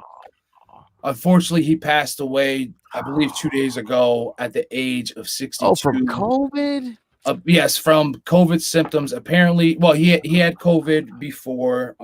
This was Thursday, matter of fact. So Thursday, business people and friends and family members got worried because they didn't hear from him. They sent the police to do a welfare check, and they found him unconscious. And dude, so, that's the fucking worst. RIP to a real one. If you guys don't know who Debo is, first and foremost, what rock have you been living under? Because that's my bike punk. I can't even say it right because I'm just fucking sad, man. Fucking Debo. Not only was he in not only the Friday fucking classics, but Debo. I remember Debo in what's the movie with Adam Sandler and he's playing the devil's son? Oh, Little Nicky. Little Nicky. When he was in Little Nicky. There's so many other movies that Debo. Like, he was just once again another fucking staple in the black community. And black culture just fucking gone. Like, this one hurt. This one, when I saw Debo, when I saw his face up, and you know, like, here I am on Facebook, and you know when you see a picture of a celebrity, and like, not to say that he was in the black culture eyes, he's a fucking A-list celebrity, but like to the world, he's probably like a B-list, C-list celebrity. So like when you see their pictures pop up, you're like, fuck, what did happen? And sure enough, fucking Debo, man. So hopefully Debo's up in the skies, snatching everybody's chains, taking everybody's bikes, and Debo and everybody around, man. Fucking that one hurt. So once again, rest in peace to Tommy Tiny Lister. Man, I did not know what a shit week this has been. It's fucking horrible week. Fucking shitty way to end. No, well, yeah, shitty way to fucking end 2020. You got fucking Tiny. You got Debo. You got the what's her face from Cinderella and all that. And then fuck it. It's fucking 2020's trash. Good God. Only imagine what the fucking but. All right, well, if you guys like what's been going on, like this episode, make sure you guys hit us up on Cash App because this is the only way that we are going to be able to keep this thing funded, y'all. So go ahead. I'll pitch you off shortly on the Cash App, $. Also, if you would like to hear my take on the Electoral College and you would like to hear my take on this COVID-19 vaccination, go ahead and check me out on Divided We Stand tomorrow night at 8 p.m. We will be getting hot and heavy into politics and this COVID vaccine. Of course, as you guys learned, the Electoral College has finally made it official today. So you Trumpers can be all pissed off even more. Motherfuckers still tried to pull a coup today, though, didn't they? Oh, my God. They won't fucking quit. What a bunch of fucking babies. So don't ever say another thing about liberals again, you fucking bitches. You can't. Unbelievable. You fucking cry a little more about it. That's all. That's all they know how to do is cry, babies. Unbelievable. Cry-servatives. Save your tears. But yeah, we'll get more on that tomorrow night on Divided We Stand. You can check, you'll be able to check Victoria, the host of the Divided We Stand, and Joe, as well as me, kind of making my guest appearance every once in a blue moon. Hopefully we can get Connor on there too and rip him a new one. I'm telling you, like it must suck. Matter of fact, when I was sending a message to see if we were doing it tonight or tomorrow, I was like, damn, let me see who's all in here because I was gonna say something, but I was like, fuck.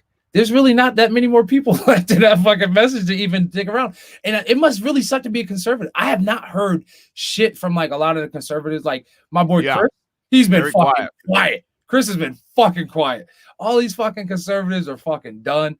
Goddamn right. Joe's hungry. I'm hungry. I'm fucking ready to smoke. Things have to happen now. Oh yeah, some things gotta happen. Y'all see I've been hitting my fucking jewel. But yeah, so check us out, Divided We Stand tomorrow night. Check us out every Monday night at 9 p.m. I'll piss you off shortly. Facebook, YouTube. I'm gonna do Instagram next week, I promise. Also, if anybody is interested in joining the I'll piss you off shortly team, I would definitely be willing to. I'm actually looking for shirt designers to work out a nice little payment compensation package if you want to design some merch. For I'll pitch you off shortly. So if you're a designer, you know, an artist that's looking to kind of get like a commission piece or some commission work done, definitely have them hit me up. I haven't heard from my cousin either. Your bitch ass cousin. Dad, tell him to come on. Tell him to come on to I'll pitch you off shortly. We'll definitely have some words for him. But yeah, you know where he is? He's probably sitting in his fucking parlor. Oh, he the was rest of those dumbasses. Dude, are you familiar with Parler?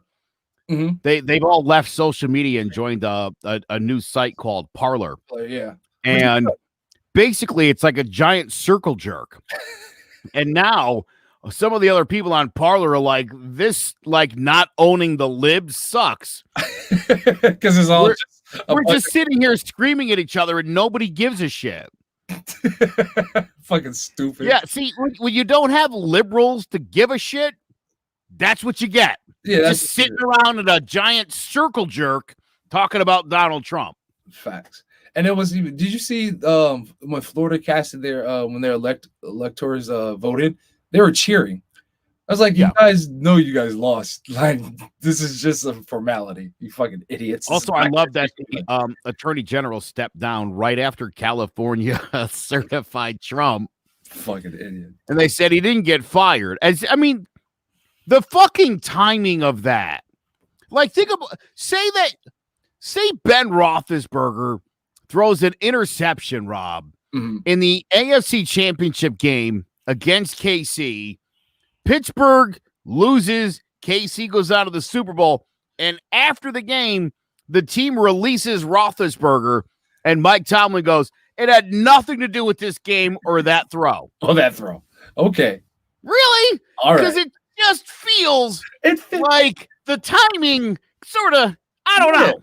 Especially when y'all been running hand in hand for how That's long? the assumption I'm going to have to make. Listen. You said that guy was going to figure shit out, and then today he was like, we're tapped, and then he quit.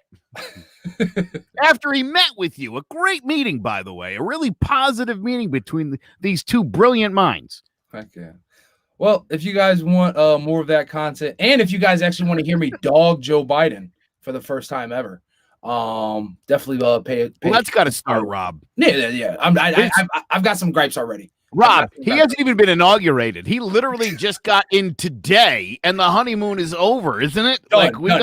He's given the same speech that he was giving on the fucking election trail. So come on, Joe, we need something better. And granted, I already called it. I called it before. I believe we both called it that, he was going to have to prove a lot after he got elected or after he even got the elect title.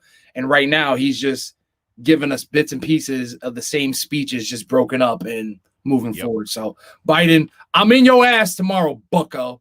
I'm in your ass.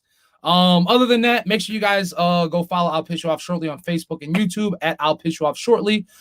Smash that like button, notifications. Make sure you guys hit that bell, all that other good jazz. You guys can follow I'll Piss You Off Shortly on Instagram, IG, Facebook, Twitter. Go to I'llPissYouOffShortly.com. Most and foremost, make sure you guys go to ClovercrestMedia.com/ I'll Piss You Off Shortly. And go ahead and play the audio too for me. You don't have to listen to it. If you want to listen to all 3 hours again, before you guys go to bed, one night this night, go ahead and hit the audio and just let it play. Just let it play for me one time. All right. So other than that, hey, thank you guys for listening. Thank you guys for tuning in for another good week of I'll Piss You Off Shortly. I'm Rob Benjamin. That's Joe Guire. Please take a number. We'll piss you off shortly. Good night. I'm gonna get it right one day. Hey, remember how many times you used to do the messages for your voicemail? It goes something like this. What's going on, everyone? Thanks for locking into another episode of I'll Piss You Off Shortly. This is the podcast where we debate everyday issues, pushing your thought process beyond what's normal. The topics discussed here are meant to be intense, promote growth, and at times may have you feeling a little bit uncomfortable. Me too, a little bit. We may not always agree, and we will more than likely have varied opinions. But with that being said, I can't promise to be your favorite podcaster. Neither do I want to. But I can promise to be transparent, fair, and open-minded.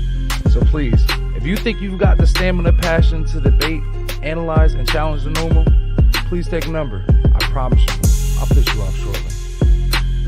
Hey, mama, I got a podcast. Hey, I got a podcast.